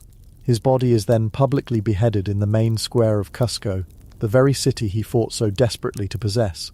You might think that would be the end of it, but in this world, violence only ever begets more violence. The Pizarros are now the undisputed masters of Peru. They are arrogant, drunk on power, and they make a fatal mistake. They humiliate the defeated followers of Almagro. The men of Chile are stripped of their lands and titles, left destitute and desperate in the new capital of Lima. Their bitterness festers. They rally around Almagro's young son, also named Diego, and they plot their revenge. One Sunday in 1541, a group of about 20 armed men of Chile, led by a one-eyed assassin named Juan de Rada, walk across the main square of Lima and storm the governor's palace. Francisco Pizarro, now in his late 60s, is having lunch. He hears the commotion, shouts of death to the tyrant. He is old, but he is still the man who captured Atahualpa. He grabs his sword and fights back with the ferocity of a cornered lion. For a few moments the old conquistador holds them off, but he is outnumbered. He is stabbed in the throat, and as he falls to the floor, he traces a cross on the ground with his own blood, and whispers the name of Jesus. And so the great Marquis governor, the conqueror of the Inca Empire, is murdered in his own home by his fellow Spaniards, his body dragged into the courtyard and left there. The chaos only deepens. The young Almagro is declared the new governor, but his rule is short-lived. The crown has finally had enough of these private wars. They send a new royal agent to restore order, and another battle is fought. Young Almagro is defeated, captured, and like his father, executed in the square at Cusco. The story still isn't over. The crown then tries to impose the new laws to curb the power of the encomenderos. The last of the Pizarro brothers, Gonzalo, leads a massive rebellion of the conquistadors against the authority of the king himself. For a time, Gonzalo Pizarro is the effective king of Peru, but the crown is relentless. They send a new army and offer pardons to any who desert Gonzalo. His support crumbles. He is finally defeated in 1548, captured, and in what is now a grim tradition, executed for treason. It is the end of an era. The age of the conquistador, the swashbuckling adventurer who could carve out a kingdom with his own sword, is over. The bureaucrats, the lawyers, The royal viceroys are arriving from Spain. The wild frontier is being tamed, organized, and turned into a proper colony. The time for private enterprise in conquest is finished. The crown is taking direct control. You, who survived it all, the battles, the diseases, the infighting, are now an anachronism. You are a relic of a more violent, more chaotic time. You have your encomienda, your mine, your silver, but you live in a state of constant, low-grade fear. You fear the simmering resentment of the people you have enslaved, who outnumber you 1,000 to 1. You fear the jealousy of your Spanish neighbours, who would slit your throat for a bigger share of the pie. And now, most of all, you fear the king and his endless laws, his meddling officials who see you not as a hero, but as a problem to be managed. You sit in your grand hacienda, looking out over a land that is yours but will never truly be yours. You won. You got the gold, the glory, the land. You are a lord of a new world built on blood and silver. But the victory tastes like ash in your mouth. The spoils are cursed, the power is fleeting, and the new order you helped create is a viper's nest. You are a king on a throne of sand, and you can feel the inexorable tide of empire slowly, steadily, beginning to wash it all away. Chapter 7. The Long Shadow. Legacy and Reckoning.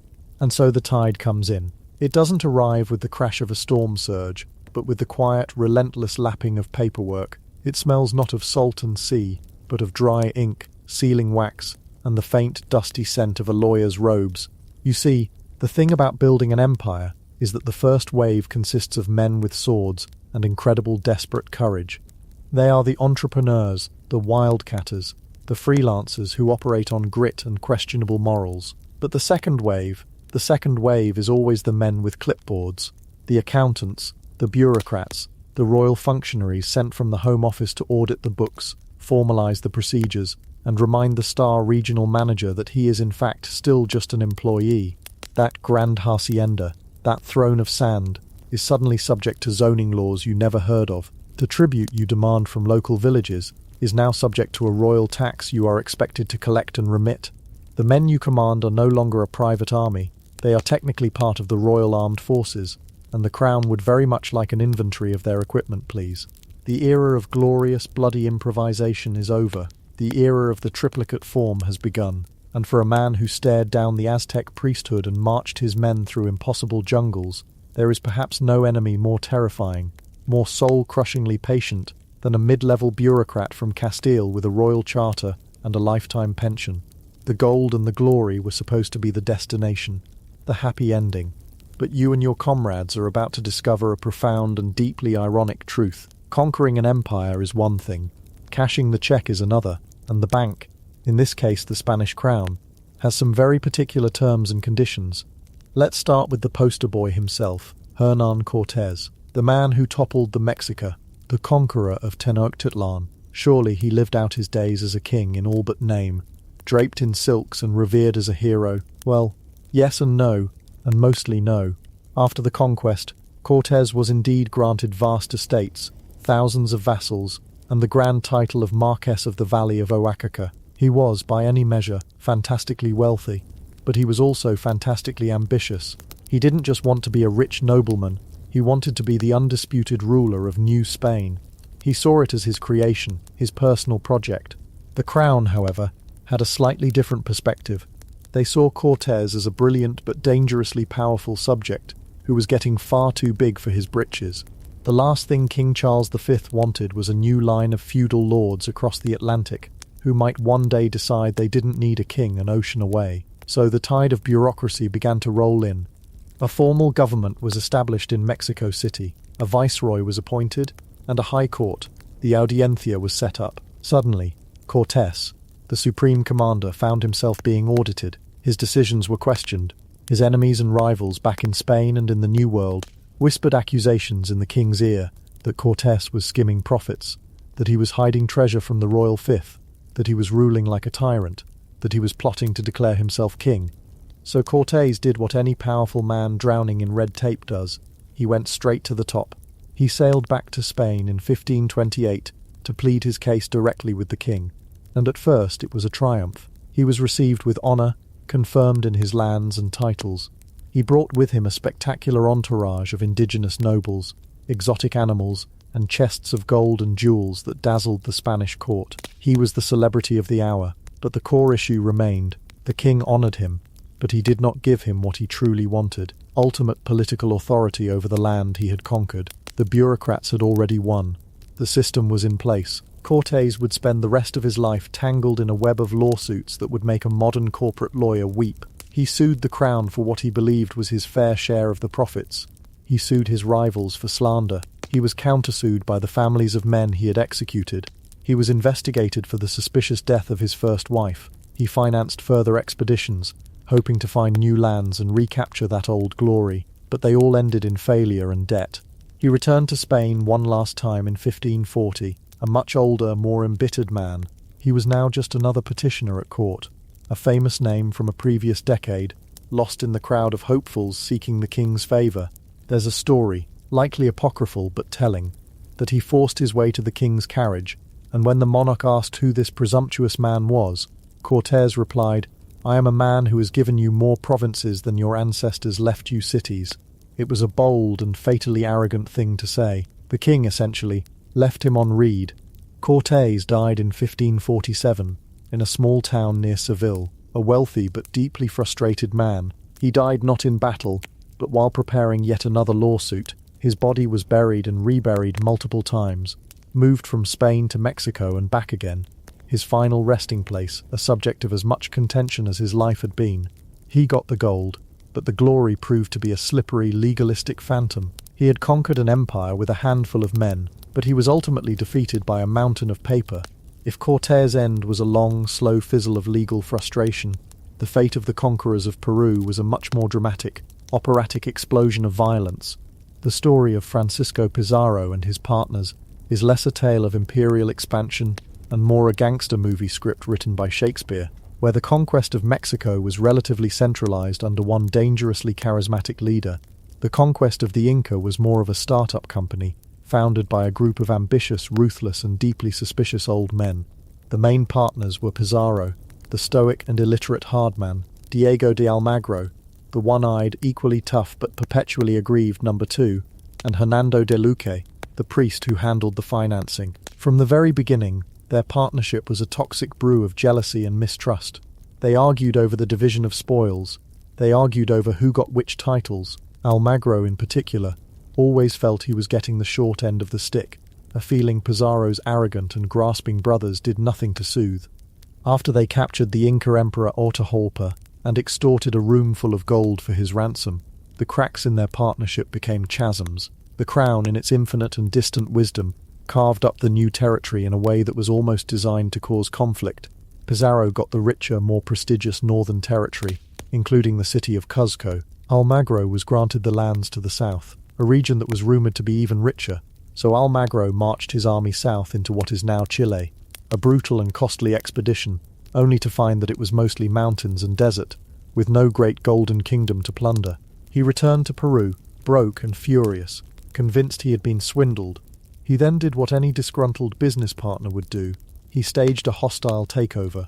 His forces seized the city of Cuzco, claiming it was rightfully part of his territory, and took Pizarro's brothers hostage. This kicked off the first of the Spanish civil wars in Peru. It wasn't a war of ideas. It was a brutal feud between two armed factions of heavily indebted, gold-crazed veterans, the Pizarristas and the Almagristas. They fought a pitched battle outside Cuzco in 1538. Almagrista's forces were defeated, and he was captured. Pizarro's brother, Hernando, had him summarily tried and executed by garrote in a dark prison cell. It was a cold, brutal end for one of the original partners. You would think that would be the end of it, but in the world of the Conquistadors, revenge was a dish served with a sharpened sword. The remaining Almagristas, led by Almagro's young son, also named Diego, festered in poverty and humiliation in the new capital city of Lima, which Pizarro had founded. They watched as the Pizarro clan grew ever richer and more powerful. They plotted. On a Sunday morning in June of 1541, their moment came. A group of about 20 assassins, armed and armoured, stormed Pizarro's palace in the central square of Lima. Pizarro was an old man now, in his late 60s, but he was still the tough soldier he'd always been. Hearing the commotion, he scrambled to get his armour on. He only managed to strap on his breastplate before the killers burst into the room.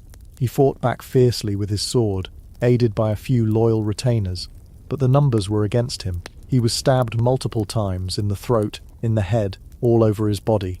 He collapsed to the floor, and according to legend, he dipped his finger in his own blood and drew a cross on the ground, kissed it, and died.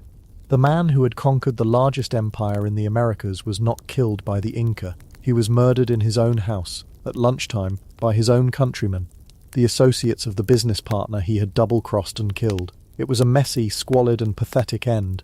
The glory was gone, and the gold was now stained with the blood of his own comrades. And the cycle didn't even end there.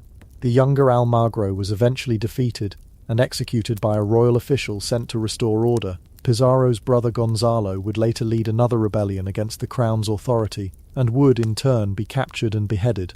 It was a cascade of violence and betrayal, a snake eating its own tail. Fueled by insatiable greed, they had found their gold, but it brought them nothing but violent, dishonourable deaths far from home. While the conquerors were busy suing each other and murdering each other in the New World, a very different kind of battle was taking place back in Spain. It was a quieter battle, fought not with steel but with words, in the hushed halls of monasteries and royal councils.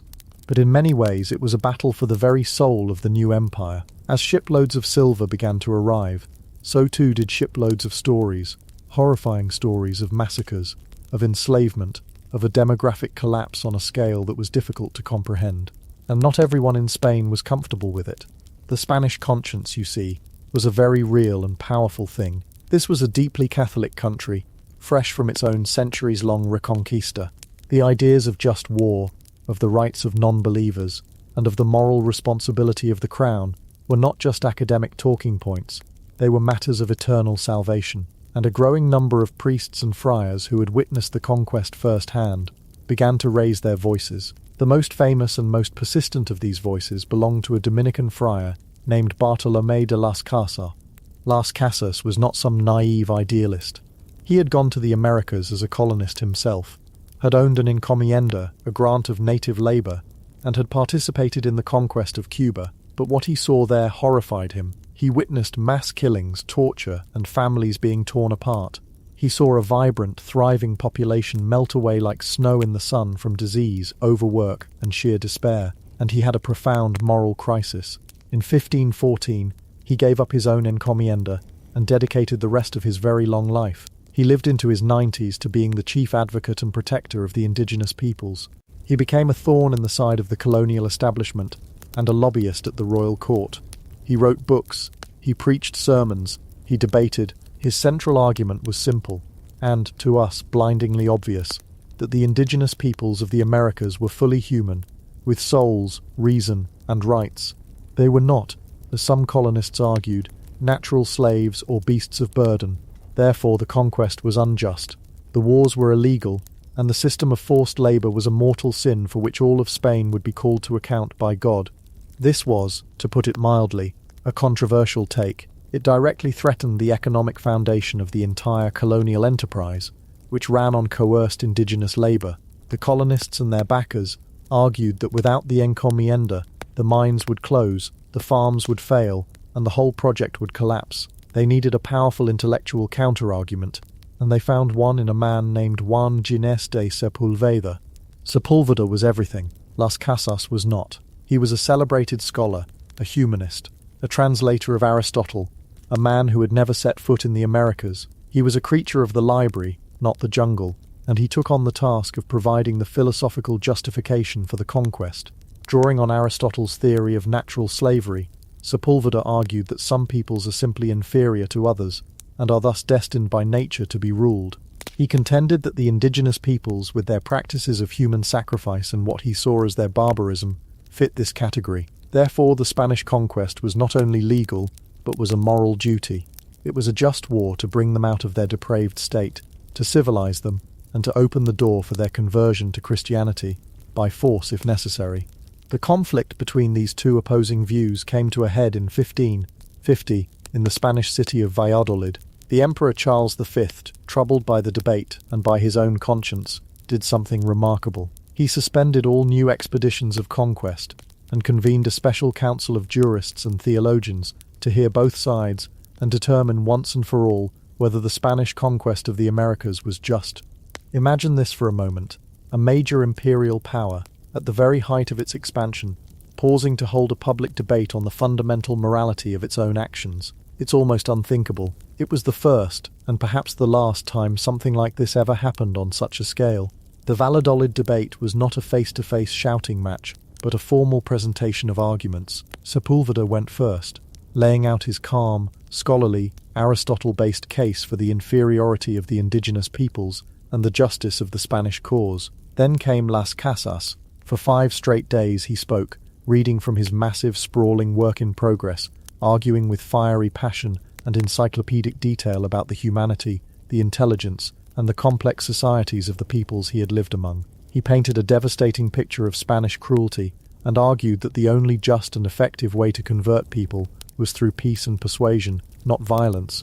In the end, the debate was a draw. The judges never declared an official winner. Sepulveda was never granted official permission to publish his book in Spain. A small victory for Las Casas. The conquests did eventually resume, but the debate had a real impact.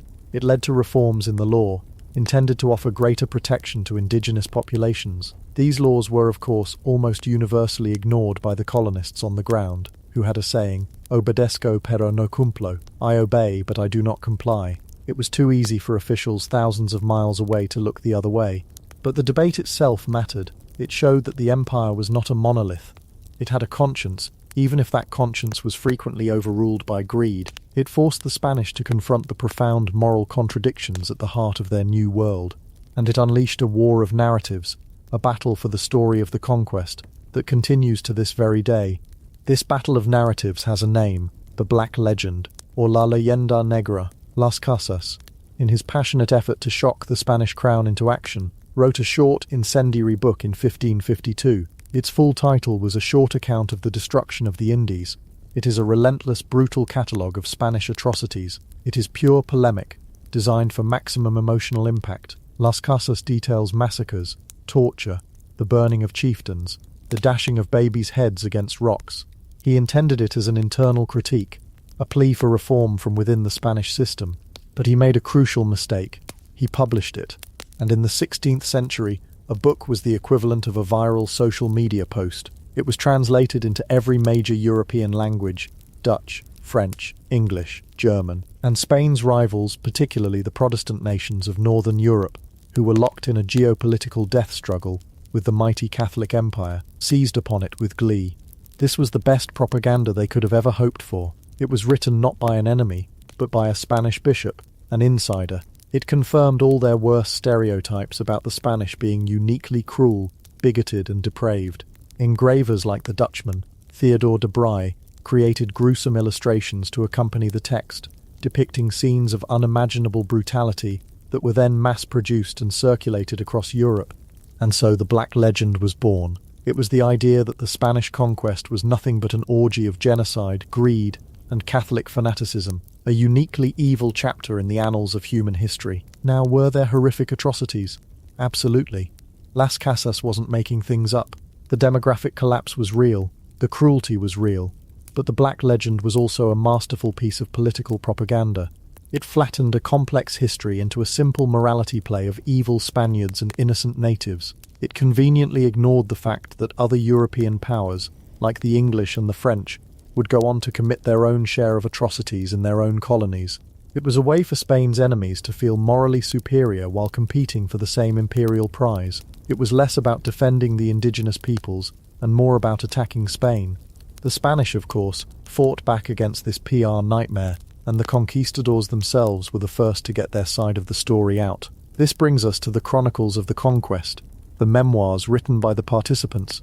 If Las Casas' book was a brutal exposé, these were the carefully curated highlight reels. They are some of the most fascinating and problematic historical documents ever written.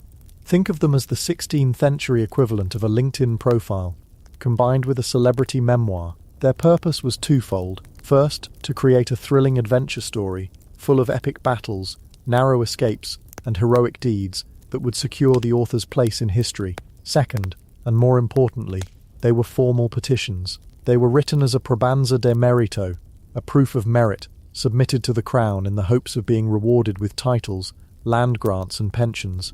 They are, in essence, the longest and most elaborate expense reports ever filed. The most famous of these is The True History of the Conquest of New Spain by Bernal Diaz del Castillo.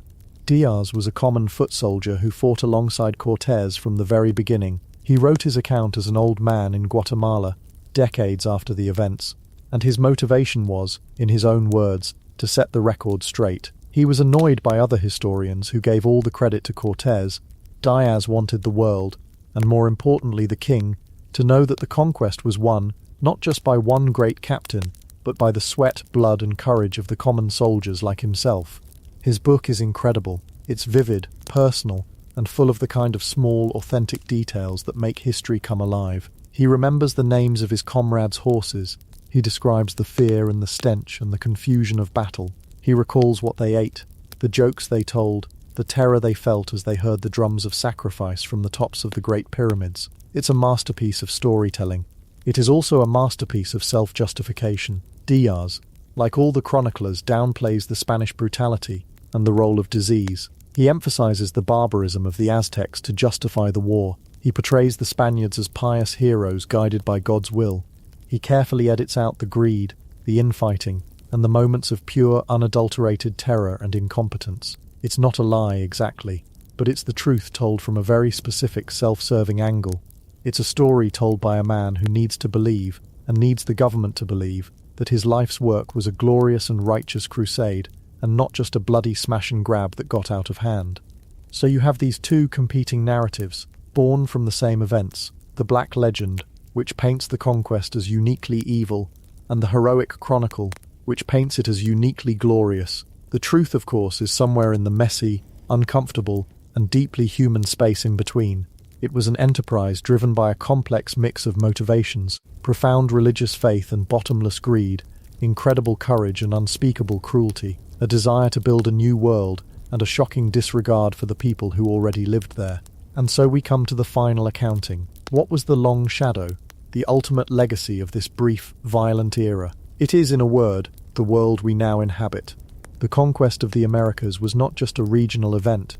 It was the hinge upon which the entire modern world turned. It was the painful, bloody birth of globalization.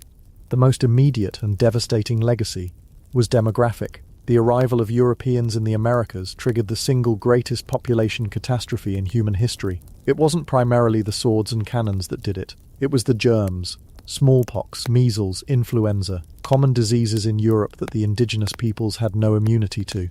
They swept through the continent like fire, killing with terrifying speed.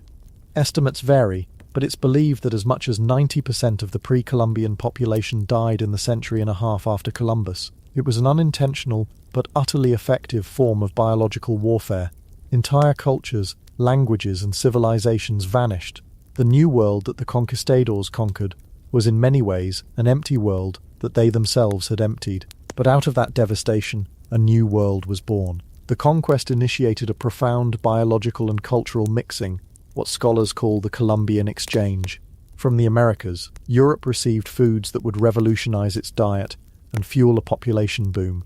Potatoes, maize, tomatoes, chili peppers, vanilla, cacao. It's hard to imagine Italian food without tomatoes, or Irish history without the potato. But that was the world before the conquest. This exchange also went the other way. Europeans brought wheat, grapes, horses, cattle, pigs and sheep to the Americas, fundamentally reshaping its landscape and ecology. The image of the Plains Indian on horseback, for instance, is a powerful symbol of indigenous America, but it was only possible because the Spanish brought the horses. There was also a human mixing, the union of Spanish men and indigenous women, sometimes through marriage, often through coercion, created a new mixed-race population, the mestizos. This process of mestizo is the very foundation of modern Latin American identity. It is a culture born of the violent and complex collision of two worlds, carrying the legacy of both conqueror and conquered in its DNA, its language, its food, and its faith. The Catholicism of Latin America, for example, is often a vibrant syncretism, a blending of Christian saints with indigenous deities and traditions. The Virgin of Guadalupe, the patron saint of Mexico, appeared to an indigenous man, Juan Diego, and her image is full of Aztec symbolism. She is both Mary, the mother of Jesus, and in some ways a continuation of the Aztec mother goddess Tonantzin. And then, of course, there was the silver. The gold the conquistadors dreamed of was found. But it was the silver that truly changed the world. The discovery of massive silver deposits, particularly at Potosi in modern-day Bolivia, opened up a river of wealth that flowed from the Americas to Spain. This silver funded the Spanish Habsburg Empire for over a century. It paid for its massive armies, its endless wars against the Protestants in the Netherlands and the Ottoman Turks in the Mediterranean. It built the lavish churches and palaces of Spain's golden age. But this flood of silver was a poisoned chalice. It triggered massive inflation across Europe, disrupting economies everywhere, and for Spain itself, it was a long-term curse. The seemingly endless supply of American silver allowed the Spanish crown to avoid dealing with its fundamental economic problems.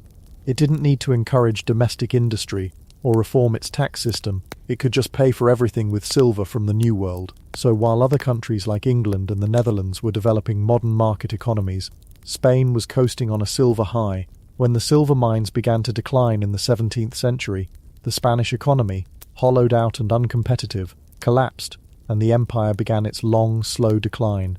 So, did you, the conquistador, achieve your goal? You went seeking gold and glory.